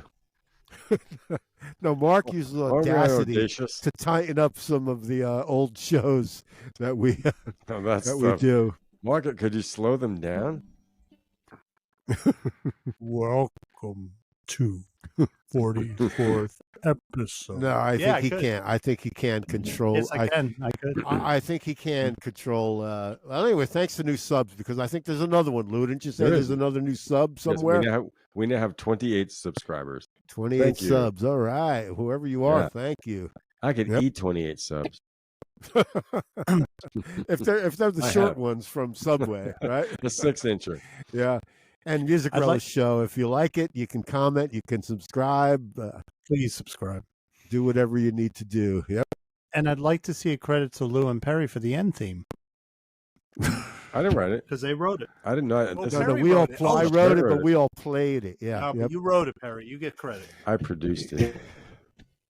Well, anyway, let's go into the let's go into this thing here. So is it now called Overpriced Asheville Skyline? Yes. Yep. And this was the Music Relish Show number 44. 44. Covered a lot of ground tonight. 44 big ones. 44 bottles of beer on the wall. 44 bottles of Chardonnay on the wall. So unfortunately, the Moog manufacturing plant has been moved somewhere else, but the Moog Museum is still there in Asheville, North Carolina. Yep. Where tourism is down. Well, aren't you going to get the leaf followers? What do you call the people that come for the leaves? The leaf peepers. The leaf peepers. I also announced my candidacy for mayor tonight. You know. Oh, that's right. You came out tonight. I did. Right? I'm running. I'm running as an independent. Well, you have to ask for money then for your campaign. You need money to campaign. Right. We need money. Yeah, I need an organization. I need a little storefront office. Well, you got to work downtown, man. You got to start shaking hands. Well, or fist pumping, or whatever they do. I was kissing hands and shaking babies, man. The summer of raving. Yeah. Summer of scabies. Summer of scabies. I don't have a tape of that. I don't have a record. With Jerry Garcia here now. Yeah, really. Wawa. Sean Mayer. Mark, are you playing through your Behringer VAMP2? Why, yes, I am. You got the Wawa setting up. I like the Wawa setting. It's fun. Music Relish Show. Well, are we talking about Al Cooper? He's got the Telecasters in tune. Thank you to Perry for pushing me to buy this guitar. Good I was playing night. my Telecaster the other night. We shall see you soon. Good night. Good night, everybody. Good night.